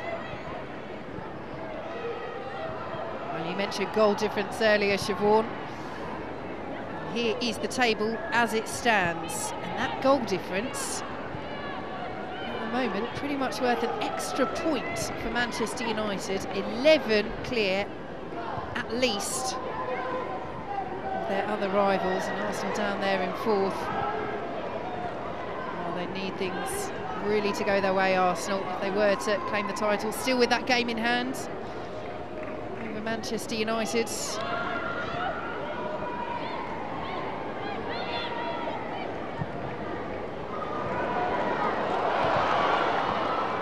Again, nerves from Tottenham at the back. Heard Rachel Brown at half-time saying that she wanted Tottenham to come out with bravery. and to be confident and be brave in how they're playing. I think it's been the opposite. You said their nerves defensively, they look unsure, they look unsteady, they don't know who they can count on, who's in which position, and ultimately that's why they're where they are in the table. That's why they're looking over their shoulders and fighting against relegation. Apologies, Arsenal fans, you will of course have 2 games in hand still after this game. So certainly still very much in that title race. You're on the side of our side. Can't call it. Manchester United doing their bit though. Corner, difficult for Coppola to deal with. Russo, brilliant stop by Coppola on her line. Well, I'll tell you what, for a side that are trailing by 3-0, she's made some great saves, Tinyorika Coppola.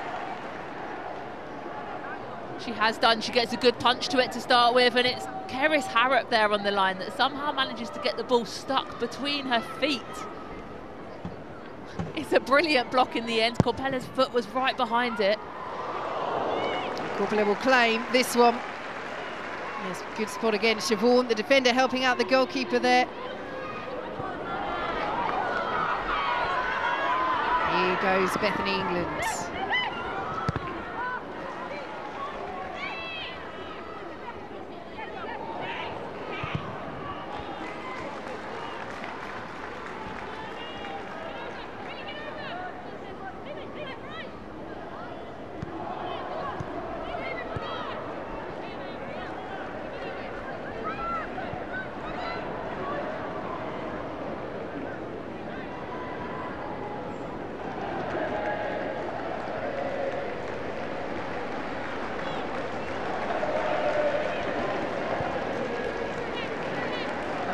United fans are certainly turning their thoughts towards Wembley, as you might be able to hear here at the Sports Village. But it is a key question. As we mentioned, they have the strength and depth on the bench, Manchester United. If you bring on players, the likes of Rachel Williams, Lucia Garcia, you could well get more goals through them. But for Tottenham as well, in terms of the battle to stay in the WSL, the key game is in 2 weeks' time for them. This game is gone unless there is to be a remarkable fight back. But they play bottom side Reading at home in 2 weeks. And that will be the first double header at the Tottenham Hotspur Stadium. Such a crucial game. They're going to play it right off the back of the men's match at 12:30. So Tottenham's men play Brentford in the lunchtime kick-off, and then tickets for that match are valid for the women's game. Siobhan's thoughts on that in a moment, because shrewd there by Tottenham. All this substitution proved shrewd as well. The experienced Ashley Neville, one of their best players this season, is on for Celine Bizet, who's been, Siobhan, one of their best players this afternoon. She has been. She's been lively as well. I think where they have caused problems at limited times against the dominant Manchester United has been in those wide areas. Bizet on this right-hand side, Jessica Naz in the first half down the left-hand side. But it's the fresh legs. We heard Vicky Jepson speaking her pre-match chat, that she said about the final 10 minutes is when Manchester United score all their goals. They've got 30 minutes left and they've already scored 3. So it's fresh legs she's looking for. Potentially she wants to help her team get back in the game, but also freshen up for if you need to get back defensively as well. So that triple change for Tottenham. Kit Graham and Drew Spence also making way. Rhea Percival coming on. So great to see her back. Made her comeback after over a year out from an ACL in their last match, and is on again. And Iwabuchi on loan from Arsenal. Also on. And again, you just look at the quality there that Tottenham have brought on. Yes, they've been without Rhea Percival for most of the season, but Iwabuchi arriving on loan in January as well. These are high quality players. They are, and Iwabuchi for me is an absolutely outstanding player. She's a brilliant footballer, and it's a surprise to me that she doesn't get more game time. But as you said, the strength and depth of the squad is great. They just need to work out what their strongest starting 11 is, which formation it is, how it works, and that's no more clearer than understanding who your #1 goalkeeper is that's changing all the time.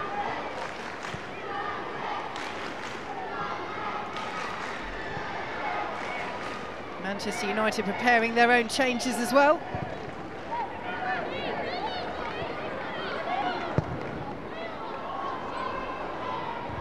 Sadurski away, Paris almost brings it down.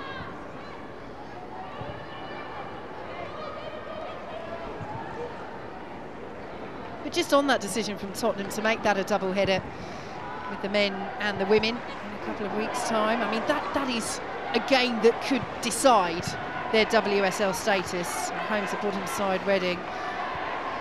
And there's a reason why they're trying to get as many fans as possible, and it is shrewd from the marketing department at Spurs. It is, if those supporters stay. 290 minutes is a long time to stay and be engaged and be supporting your team at 2 football matches. So I hope, for Tottenham's sake, for doing that double header, they get their fans to remain after the men's game. I think if they beat Brentford, it makes it a lot easier to stay and want to watch another match.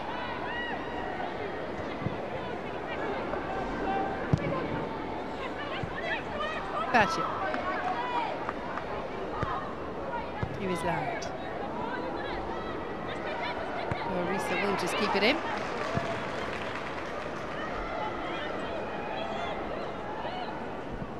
Loud under pressure from Iwabuchi.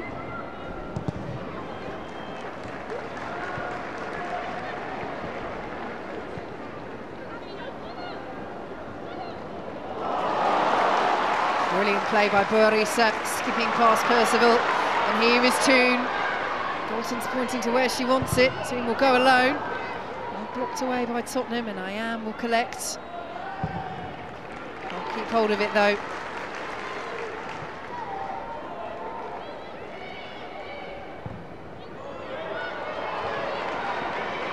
Here come Manchester United once more. Burisa. Loud. Badger.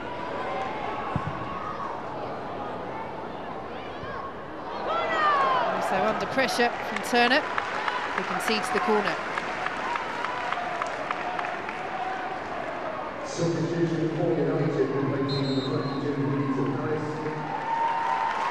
change for Manchester United. Martha Thomas, the Scotland international, on for Nikita Paris, who has her goal this afternoon. And it's the goal that looks to have wrapped up all 3 points for Manchester United. It's a regular change this for Mark Skinner. Martha Thomas often comes on in this right-hand side for Nikita Paris. This number 7 role, this wide right, he doesn't seem to have nailed down exactly who he wants to be there. He rotates it a lot, but at the moment Nikita Paris has got it and she's scoring goals and playing well. So Thomas is on, looking to add to her 2 goals this season. So Manchester United look to add to their goal difference in this WSL title race. Boris's delivery. Russo is in there. They're all appealing for it. It is another corner.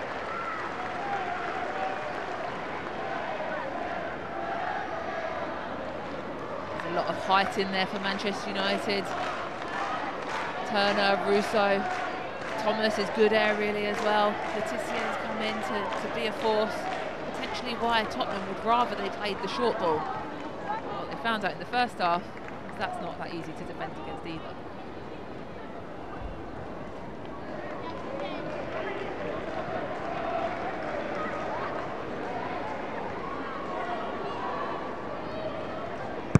Marisa with the lower delivery this time. Iwabuchi will clear for Tottenham to counter. Well covered by Manchester United. Badger.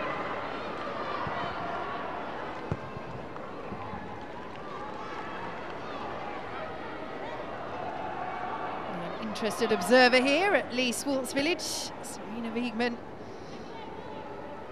I wonder if her first thought will be, please no more injuries, because it has been a really difficult few weeks for England in regard to those. Certainly will be. She'll be counting down the matches, counting down the days until she can get that squad on the plane safe and sound over to Australia with no more domestic football to play.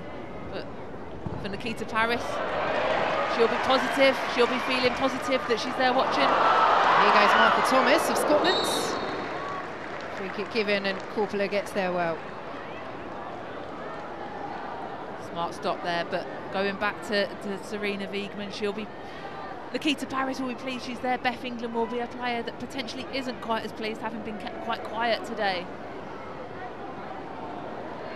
Corpella slightly taken a knock here coming through. I think we'll allow her to take this one as an actual injury knock as opposed to a strategic one. Midway point in the second half, but yes, clearly you can see there a heavy collision. Strategically successful.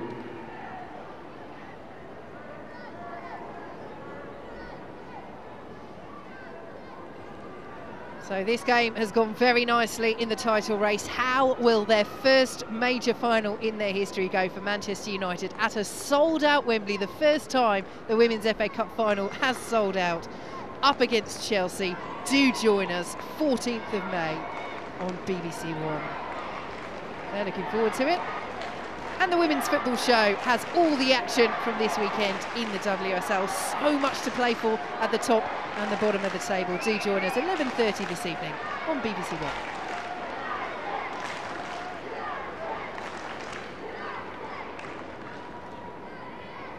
Well, they've had a few scares, Manchester United, but few and far between.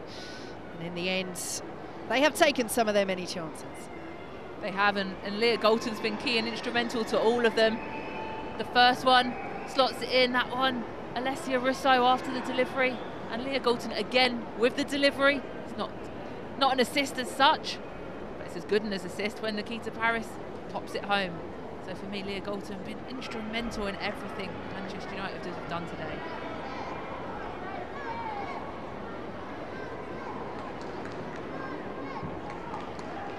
Well, she's been in form once again. I'm sure that will please Serena Wiegmann. You do wonder if, and it absolutely will be her decision, she's perfectly entitled to make it, Leah Galton, she will reconsider this international absence. She's currently not making herself available to play for England.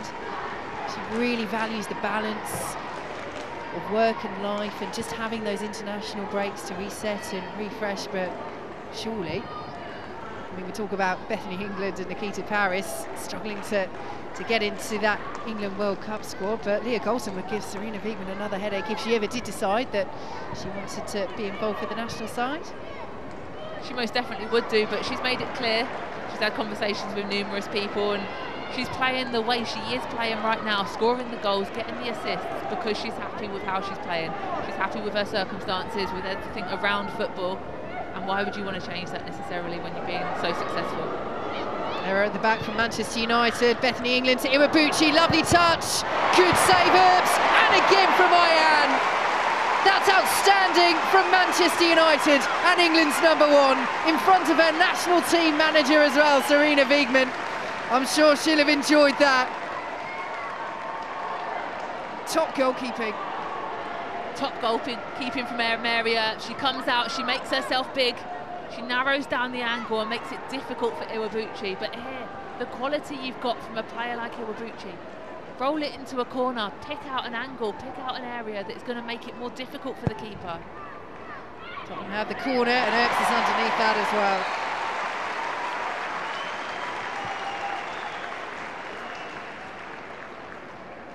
Another good claim there.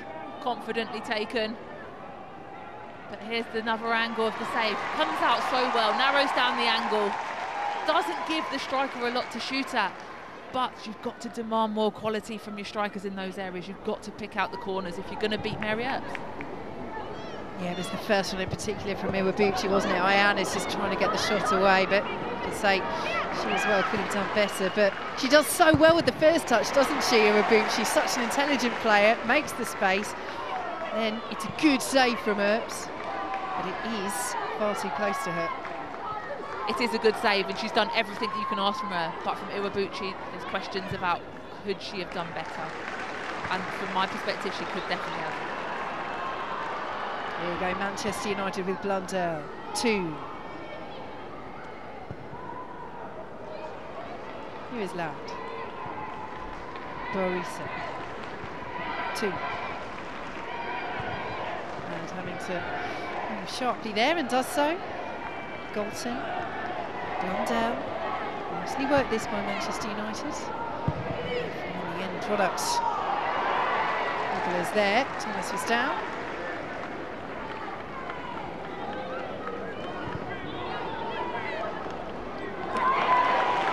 Stolen from Iwabuchi by Holy Land.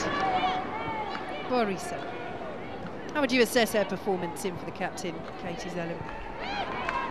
Borisa has been very good. She dominates in that midfield area. She gets forward, she gets back, she keeps the ball ticking over. She's a player that I enjoy watching. I said that at the beginning. I said I'm looking forward to seeing her play. She picks the weight of ball that she plays through is brilliant. And for me, she's got to be frustrated that she doesn't play more than she does. Yeah, real quality in that Manchester United midfield. Mark Skinner, very much a manager that does tend to pick a team and largely stick with it. Very few rotations in that starting 11. He does, but he also knows that when he does need to make changes, he's got players of the calibre of Borisa that can come in and make a difference for your team. Here goes Badger up against Diane. Does very well. Onabache, the leading assist maker this season. And she provided another one. Letitia. Turner. And 2. Thomas is in there. Lead away by Tottenham and Harrop. A slip from Thomas. She gets past Harrop. Still going Martha Thomas. Lead away just about by Tottenham.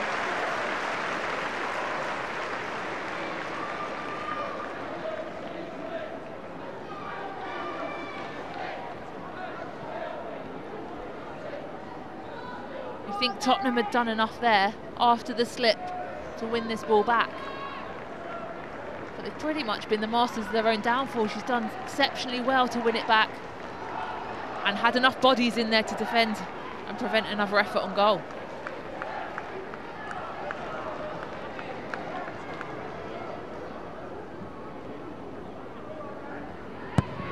Borisa swing it in. The header is wide from Millie Turner. I think Millie Turner's saving her next goal for Wembley. She only scores when they actually really, really need it and they really mean something.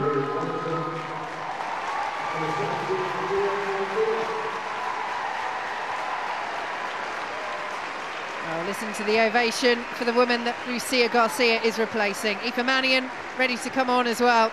But Leah Galton has been simply superb this afternoon, Siobhan Chamberlain. She's been brilliant for me.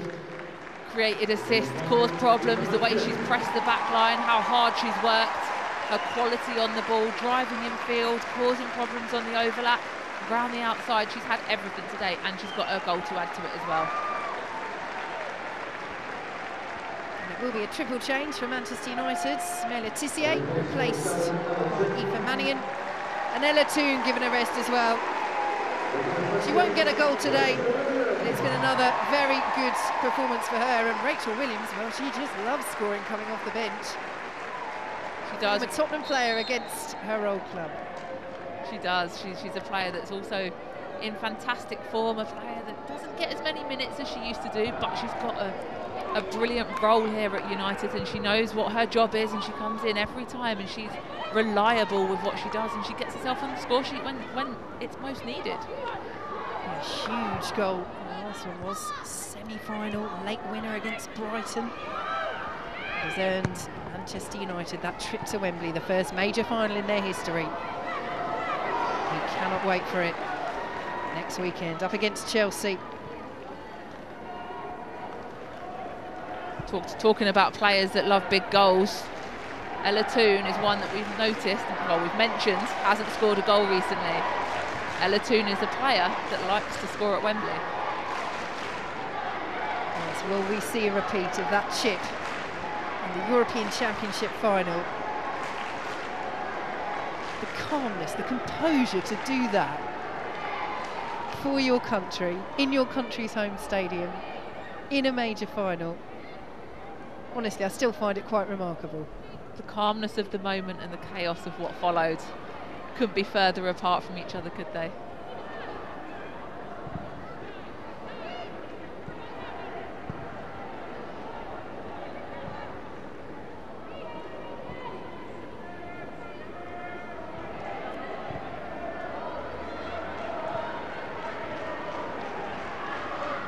London.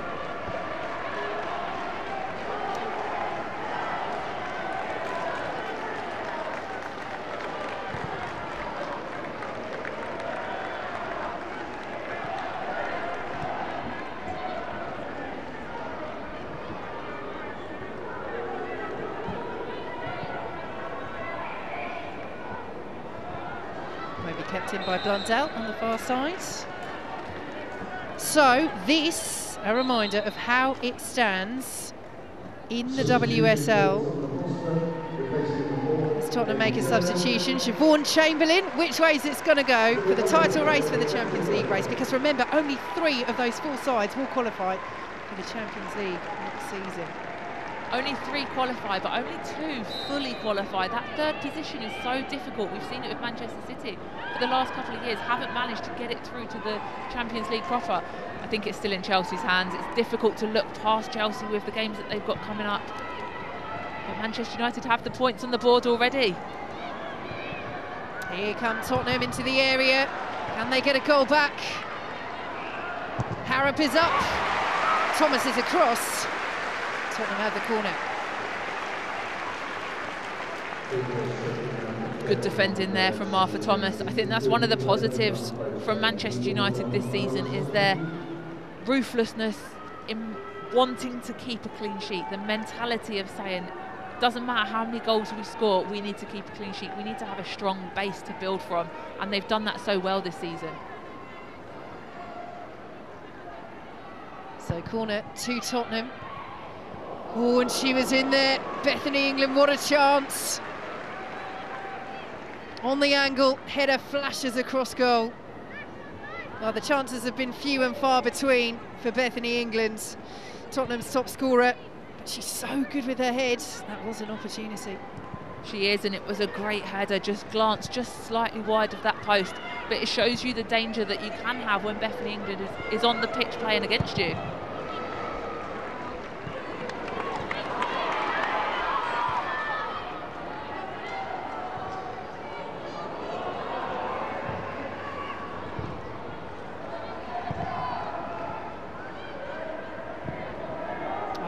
Brilliant ball, looking for the run of Ramona Petzelberger. Huge moment for her to return as well. Her first time in the squad since September. She's missed the vast majority of this season through injury. Returning from that now, back on to try and help Tottenham in the last few games of this campaign. She arrived last summer after leaving Aston Villa. Very, very good to see her back from a Tottenham perspective. Here is Rachel Williams, the former Tottenham player, finds Thomas. Williams, loose touch. Harrop trying to keep that advantage for Tottenham at the expense of a throw to Manchester United. I think we look at the number of long-term injuries Tottenham have had, and it's got to play a part in their performances this season. They'll be looking to keep those players fit for next season and try and build on what they've got, because there are a lot of key players for them that haven't been available. A lot that we've mentioned today as well, throughout most of this season. Yeah, and they're still missing the likes of Kai Simon and Ellie Brazil, both with ACL injuries. Here is Williams. England. Intercepted by Bachi.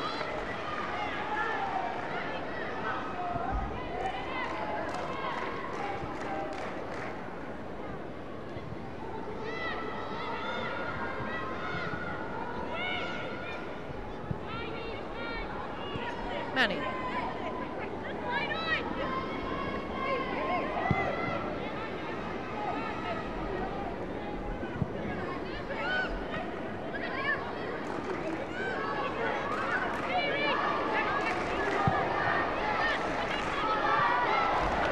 Badger. A little swing there Harrop. He's got to be careful there. Batia looking across to the assistant, and in the end, getting a head down and winning the ball back.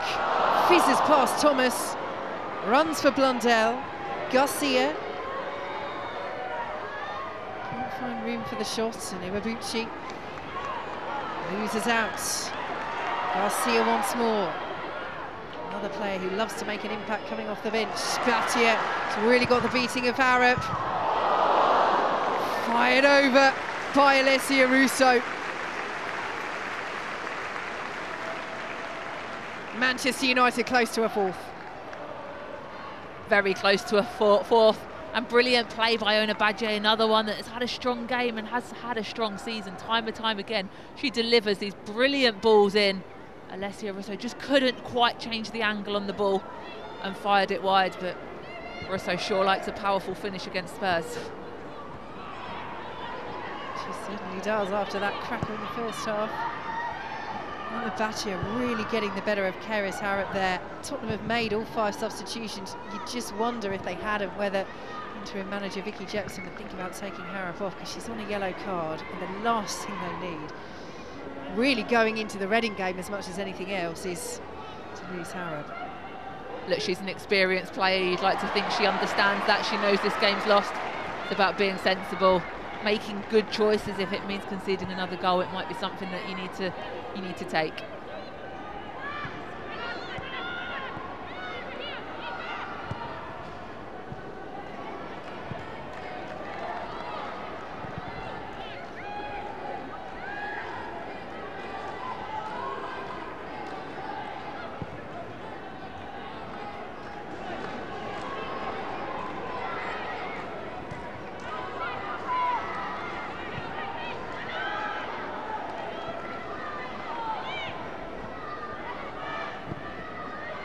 Petzelberger. Batia.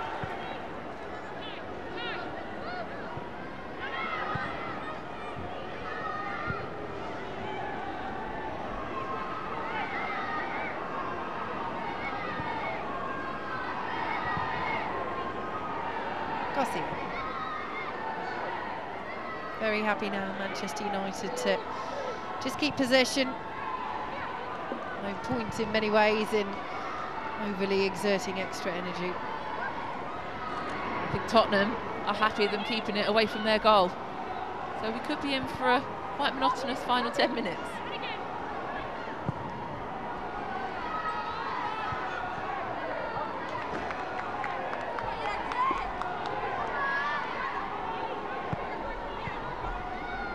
Well, he said before this game, Mark Skinner, that he wants his Manchester United side to enjoy every minute of this run-in, and they have played with an enjoyment this afternoon, Siobhan. They have. I think once they got that first goal, the enjoyment definitely started flowing freely. There was a little edge of perhaps nervousness before that first goal went in, but as soon as Leah Galton hit the back of the net, it was a brilliant performance and one with smiles on their faces. Tottenham not giving up on a consolation though. Bethany England looking for Ayan. Earps has come, she's not got there. She does get there in the end as Ayan goes down, will win the free kick, but that could have been a lot worse for Manchester United. And in the end, Mary Earps did enough. And as a former goalkeeper, Siobhan Chamberlain, was your heart in your mouth there for Mary Earps? No, I had full confidence. No, I mean, I think she came out a little bit too early. She thought the ball was coming through. I think she could have held. Well, Tottenham trying something a little clever there from the free kick, but referee Kirsty Dow not happy with how that was taken, so they will get another try. Either way, Mary Earps made the good save, got it away from danger, and it's still a clean sheet maintained. For now, for Manchester United. They won't try the same thing this time, Tottenham. Rajab did fire over anyway, so they get another go. And delivery, oh, that was a good one. Neville was in there, couldn't make contact. But there have been times when Manchester United have creaked a little at the back.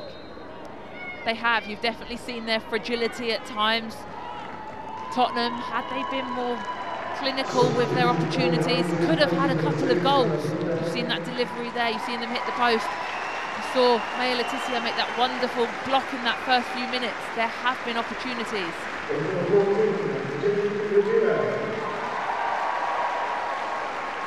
So, a debut for Jade Riviere.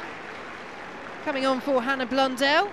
Arrived in January after playing in the US for Ann Arbor. Signing her first professional deal. And a Manchester United fan as well. What a moment this is for the 22-year-old. She arrived with an injury. She's been back on the bench of late. But finally given the opportunity to make the debut for the club that she's supported her whole life. Well, many standout performances for Manchester United this afternoon. Who have you gone for, Siobhan Chamberlain, as your player of the match? My player of the match tonight is Leah Galton. She's been outstanding. She's got a goal, she's got an assist. She's got a half assist I'm going to give her for the Nikita Paris goal. She's been brilliant in everything that Manchester United have done today and this season. So a worthy winner of today's goal of the match, player of the match. Yeah, I think goal of the match we'll have to give to Alessia Russo, but it was a decent finish as well for Galton on the angle for her goal that got Manchester United underway. I mean, I could have invented a new thing there, doing goal of the match. Yeah, don't stop there. Save of the match. We don't want to leave out the defence and the goalkeepers. Block of the match, that has to go to Letizia, although Tottenham have made a couple of great ones as well.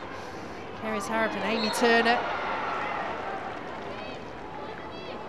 Maya Letizia with that game-changing, potentially game-changing moment in the first few minutes, making that block is definitely worthy of a moment of any match.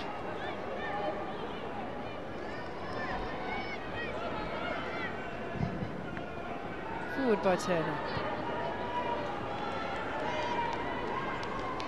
Well, it will be another victory for Manchester United as they look to make history next weekend. They're so strong at Leigh Sports Village, they get such good support here. Those fans will be hoping to make their voices heard at Wembley.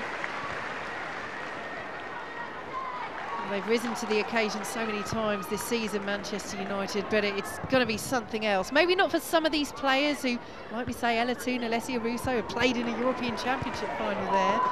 Mary Earps, of course, as well. But as a club, it's going to be a huge moment for Manchester United, and Chelsea really have the experience under Emma Hayes of dealing with those sort of occasions. It will be huge for the club. We know how big the club Manchester United is as the whole, but from the women's side of it, their first major cup final, for it to be at Wembley in front of a sellout against the holders, doesn't come much bigger, much more of a tough challenge. Exactly what you want from a cup final. And Petzelberger is down, but the free kick has gone the way of Manchester United. The challenge come in. It looks like Petzelberger has definitely taken the brunt of that challenge, but she was the one that took Garcia down.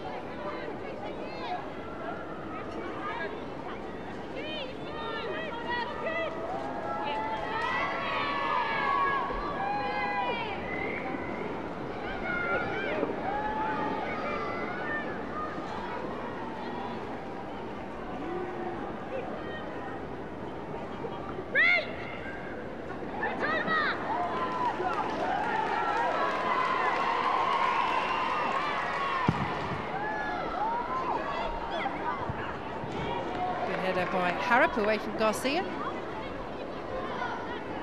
Mary Earps showing her experience here, running the clock down a little bit, not because there's any doubt in this game, but she wants to maintain that clean sheet.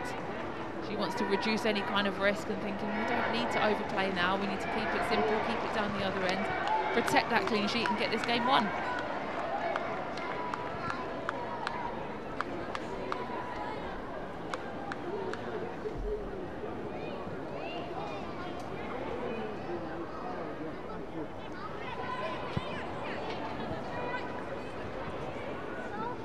Well, this defeat for Tottenham will leave them 3 points above bottom side Reading with 3 games to go at the end of this weekend. Of course, that might change with the games later on this afternoon, but How do you rate their chances of staying up, Siobhan? And will it all come down to that home game at the Tottenham Hotspur Stadium with Reading in 2 weeks' time? They then play West Ham on the final day. That game against Reading is absolutely huge. I think when you look at the squads on paper, Tottenham should have enough to stay in the league. You see the goal difference, they've got such better goal difference, but I think they should have enough. But if Reading beat Tottenham, then it opens it all up, doesn't it?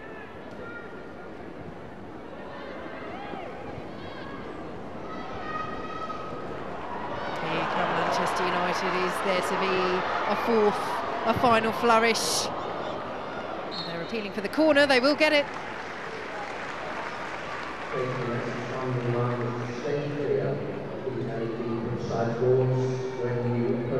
Manchester United have scored 4 goals in quite a few of their matches so far this season, so scoring just the 3 is a bit of a slacking from their part.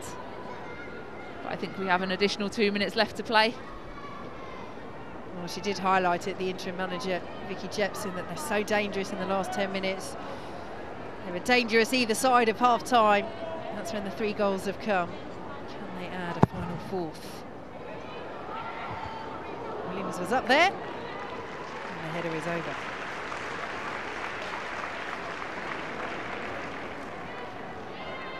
Rachel Williams looking frustrated at herself there. She knows it was an opportunity. Scored so many goals for them so far already from positions where she's come on in the last few minutes. Holds such high standards of herself, so you can understand her frustration there not to hit the target. Yep, 6 goals for the season for Rachel Williams, the former Tottenham player. Tottenham's top scorer last season. Bethany England currently holds that accolade, but she won't be adding to what before this match was 9 goals and 11 appearances since arriving from Chelsea in January. Unless Tottenham can steal possession late on and give her more service than she's had for much of this game. She did have that huge chance at 0-0. Maya Letizier's block enabled Manchester United to continue building on the platform that they'd established in this match. And they've gone on to close this game out comfortably.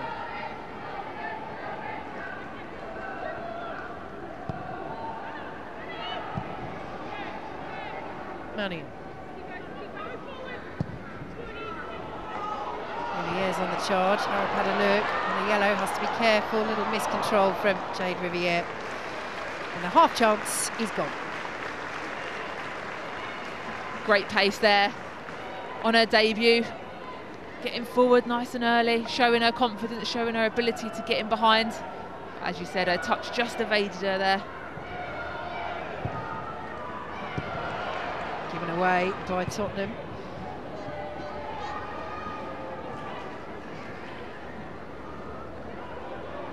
Iwabuchi to Percival. Turner is there. They're holding their nerve in the WSL title race. 3 goals and another 3 points for Mark Skinner's side. And hopes of a double still very much alive. Wembley awaits next weekend for Manchester United. But they're getting the job done game by game in the WSL as well. Chelsea still have the games in hand, but Manchester United are doing their bit. Siobhan Chamberlain, it's been an impressive performance once again. It has. Manchester United, I think the word is impressive. Time and time again this season, they've made games look comfortable. They've come through the difficult patches and they score goals. You can see their goal difference is phenomenal compared to the other teams up there.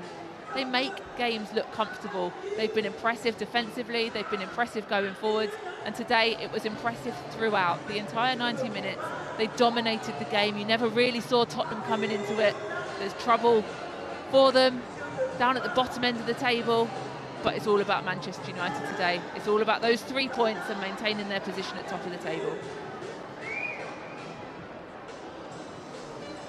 So as Siobhan says, still work to do for Tottenham. That game against bottom side Reading in 2 weeks' time looks absolutely absolutely huge as they look to secure their survival in the WSL. But Manchester United march on. Goals from Galton, Russo and Paris wrap up a 3-0 win over Tottenham Hotspur.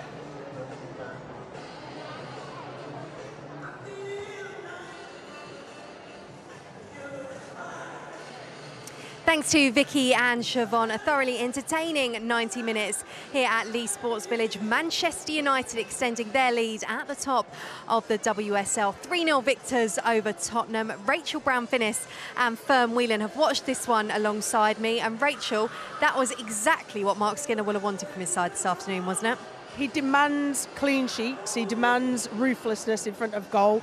They were a little wasteful in the first half, could have scored more, but went out and a thoroughly professional, comprehensive victory over a team at Tottenham who didn't show the best qualities that they have collectively as a team, but they were outstanding and show why they're top of the table, Manchester United. Yeah, what will he have been saying in that huddle there, do you think, Fern? I think he'll just be saying how proud of he is of his team and the way they go about it. I think, they've alluded to the fact that this is now the business end of the season, and as Rachel just said, the performances have got to be professional, they've got to be ruthless with their chances, and also the clean sheet. I think he will be very proud of that and impressed with the way they went about it. Mary Earps was called upon towards the end of the game and she was fantastic, so I think he'll just be telling them, look, how proud he is, but again, it's not done yet and it's not over, and they've got to look towards the next game. Okay, let's take a look at how they did it then. The goals that they scored this afternoon were of the highest quality, and their scoring got underway on 32 minutes. This one from Leah Galton, but as much as this was good from Leah Galton, Fern, it was also a bit of a mess up from Spurs. Yeah, and we said it time and time again in the first half. Spurs wanted to play out and they wanted to try and build from the back, which sometimes is great, but the way they did it, Amy Turner's passed the ball back here, not enough quality, and Leah Galton has latched onto it, and the way she's done it and the quality and the finesse of the finish, the outside of the boot, the lift on the boots we spoke about at half-time, and it's a fantastic finish from her here. Yeah, fantastic finish from her. And if that was fantastic, I said it at half-time, the second was even better. It was like they were having some sort of goal of the season competition themselves, her and Alessia Russo. Lots of awards handed out by Com's team today. And yeah, this was, it was an excellent goal, was it? But brilliant build-up. The cross that comes in is reasonable, but the finish is just sublime, isn't it? Catches it first time. See how well balanced Alessia Russo is. Just pushes off a play, gives herself a bit of space. I think it's Drew Spencer who's marking it. Just checks now, checks away, finds a bit of space. And if you need composure and if you need technique, then look no further than Alessia Russo. That's just instinct, isn't it? That just can't be taught. It's instinct, but having the breath and the poise to be able to execute it, I think was the most impressive thing. And the power on the finish as well. It's a top corner. And to be able to do that, I watched that in a congested penalty area as well, to have that vision and have that composure to still hit it as sweetly as she did. Yeah, it's a striker's instinct, isn't it? But I think what I'm pointing out in that as well, I think defending to try and stop that early cross from Ella Toon has got to be better from Tottenham, and it did have to be throughout the game, and obviously it wasn't good enough today. Okay, let's take a look at the third goal then. This came from Nikita Paris. And Rachel, in the build-up to this, did Tottenham have an opportunity to clear it? Yeah, that's been kind and generous, Kelly. And Fern was talking about the defending. This is the worst of the three with regards to how preventable a goal was. No communication between Molly Bartlett and the other defender. You've got the defender who's deepest, who can see the ball, has got a call off the one in front of them. Simple as that. It's a simple shout. Goalkeeper doesn't seem to take any sort of command of that area as well. Neither defender calls each other off. It's so preventable. Yeah, and when Harris Harrop there in that area, you've got to be coming through. You can see the flight of the ball, you can watch it all the way, and then the end of it turns her back. So defending and, as you say, communication really poor for that goal. Well, we'll continue our analysis in just a moment. We can now hear from one of Manchester United's goal scorers, Leah Galton, with Joe Curry. Well, Leah, massive congratulations. A win, a goal for yourself, top of the league, and the sun actually shone in Manchester. How much did you enjoy that one? Hey, it was a good one today. Obviously, the crowd did us a huge favour as well. You could hear them the whole game a bit. I think nearly 6,000 people here today, so it's just a special thanks to them. And on that goal of yours, it was such a tight angle. Did you always know you were going to go for goal? To be fair, yeah, because I think we won it on a press, so I just wanted to transition straight to goal, and I hit it with the outside of my foot and it worked, so I'm happy with it. Well, look, the next time this club steps out on a football pitch will be at Wembley for the FA Cup final next weekend. Is Manchester United going into that occasion in the best possible form? Oh, absolutely. I think we take the result today, we train hard next week, and we just focus on beating Chelsea now. I know today was all about the title race. Will you be watching Chelsea in the late kick-off tonight? I tend not to watch the games just because it gives me a bit of the nerves, but I'll be definitely watching for the result. Look, there you are, the Barclays Player of the Match. Congratulations on the win, the goal and your award. Thank you. Thank you. Thank you. Well, I think we were all as surprised as Joe was with the sunshine here in Manchester, but we weren't surprised by that performance from Leah Galton this afternoon. We've highlighted her goal, but just how good was she today? She's been absolutely fantastic since she's been unearthed by Casey Stoney, you know, reinvigorated her whole career. Her love of football was at a real low at that point, so for her to come back and be integral to this Manchester United charge for what is now a real run at winning the WSL title, to be on the pitch at Wembley, I think sort of 4 or 5 years ago, if you'd have said that to Leah Galton, she wouldn't have believed you. But she is tricky, hard-working, athletic. She anticipates like the movement of players. She's been fantastic for Manchester United, and she'll be key going into the FA Cup final next weekend. And she's fabulous in front of goal as well. Yeah. I think, you know, she's deadly in front of goal when she gets there. The clinical of her finishing, as you've just said, the way she gets in those areas, but when she's there, the composure. And I think, you know, for her to not be focused on England and potentially on that World Cup, as she said, she's staying away from that. I think, you know, she can really focus on these games. And look at that, we are now joined by the Manchester United manager, Mark Skinner. Mark, congratulations. We were watching you in your huddle before and we were saying, what on earth can he be saying? What can you say to the players after they put in such a professional performance like that? Yeah, professional performance. I just said we can now switch tack to a totally different game, a psychological game next week. We know we can play and beat any team. We know that, we believe that. But actually now it's about really figuring out what it looks like next week for us. I was going to say, it must be hard to have kept their attention on today's game with such a big game next weekend. They've been excellent all year, to be honest. I always take it a game by game, and so they know if they slip up without concentrating on one game, it's not in their favour. So, yeah, we're pretty professional, and we've been professional today. Well, any consideration of what Chelsea are going to do go into your planning for next weekend's game, or is it all about, as you said, you taking your game to them? In all honesty, it's all about us. We know what Chelsea will do. We know they'll try and play Sam Kerr behind the line. We know that they'll try and play quickly. We know that they'll go between a 3 and a 4 build-up. Chelsea give you what they give, so, and it's exceptional. We know that. So, but it's more about what the occasion looks like for us. It's different, and so I want us to prepare us for that. We know how to play on the field, and now we prepare the mindset going into that game to prepare to try and take the trophy.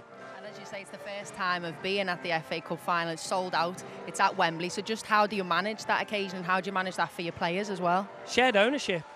They ain't going to hear me on the sideline, right? I mean, it's hard to hear my squeaky voice anyway, so they're not going to hear me. So what we have to do is we have to look at communication lines, strategies around that, but we also have to go, there's going to be moments where it's going to be we're going to enjoy it, and then there's moments where we're going to have to dig in and be really resilient. So we're just going to prepare the way we always do, but with the little tweaks around what it feels like for the game. And Mark, will you call upon the likes of Mary Earps, Leslie Russo, Ella Toon, who've been there and done it at Wembley for those experiences? Absolutely. I think I'd be stupid not to. But the reality is it is slightly different, but yeah, we recall all of those factors that might help us with the experience needed against Chelsea, who have been there. And so we want to be there, and we want to continue to be there. So we have to attune our mind to the moment, and we will be after that this week. Mark, I don't want this to completely turn into your pre-Chelsea press conference, so let's focus on some of the positives that you can take from today's game. What pleased you the most? I thought that we dictated first half in terms of the moment. We got a little bit sloppy second half. We were trying to play central passes when Tottenham's 4-4-2 was quite compact, where really you just need to play out to go in, and we got a little bit complacent in that. Massive one was the Mary double save, massive, because that shows the world-class quality she has.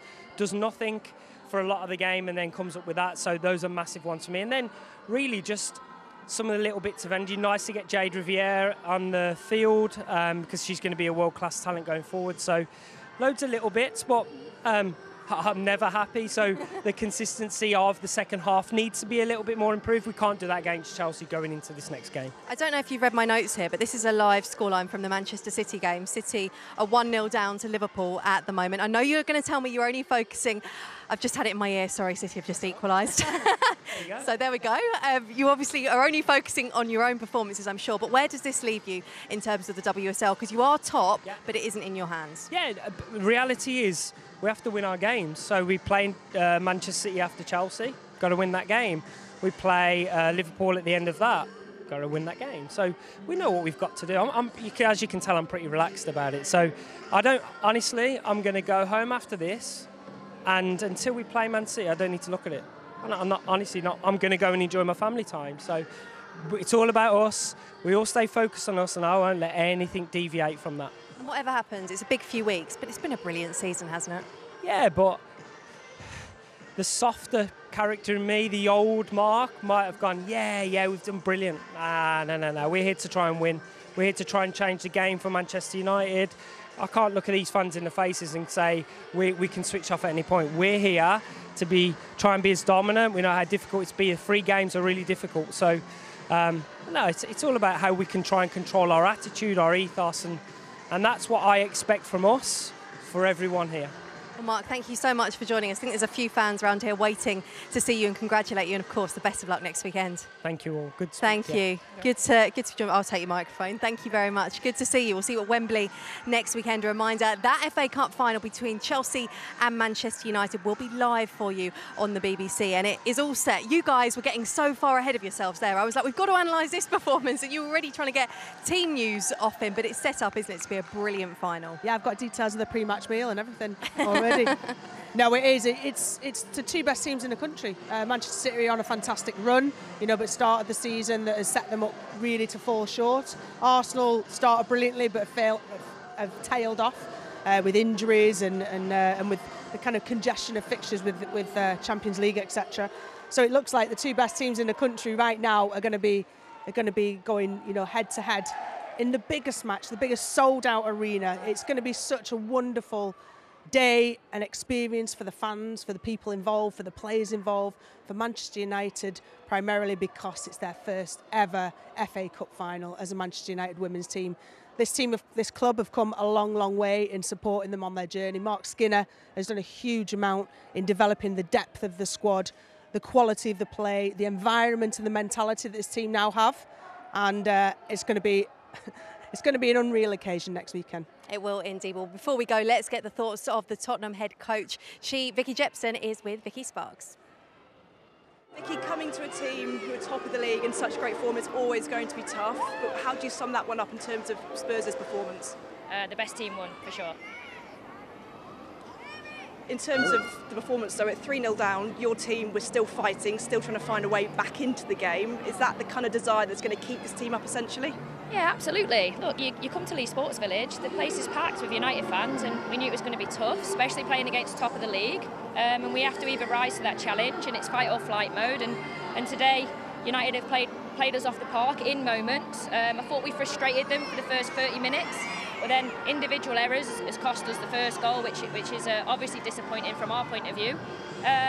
But they weren't defeatists. They carried on to the very end, to the final whistle. We had opportunities early on with Beth's chance when she rounded Merriott. Merriott's has made 2 fantastic double saves at the other end in the second half, and then the set piece that we've got the first contact in the box. These are moments, if they hit the back of the net, obviously it's a game-changing moment where we get ourselves back into it, and we just couldn't find a foothold in the game by finding the back of the net. And then defensively, for the 3 goals, we could definitely do better on those transitions and in the set piece that we conceded. But we're not down, we're not out. This is a good run out for a lot of players that haven't played in a while. Like Pet's got back onto the pitch, she hasn't played since September, and we'll regroup. We've got to recover, and we've got Reading in 2 weeks, and then West Ham after that. So two big games left. Well, Vicky Jepson remaining positive, but Spurs still just teetering above the bottom of the WSL. That's all we've got time for today. Thank you to Rachel and to Fern. It's been a glorious day here in Manchester, and it's been another glorious day for Manchester United. Their lead at the top, 5 points, but a big few games and weeks to come for Mark Skinner's side. Bye-bye. This WSL title race shows no signs of cooling off on this coronation weekend. She'll shoot, and it was the right call. Flicked on, brilliant finish by Russo. Manchester United exerting their dominance. Manchester United with the 3 points wrapped up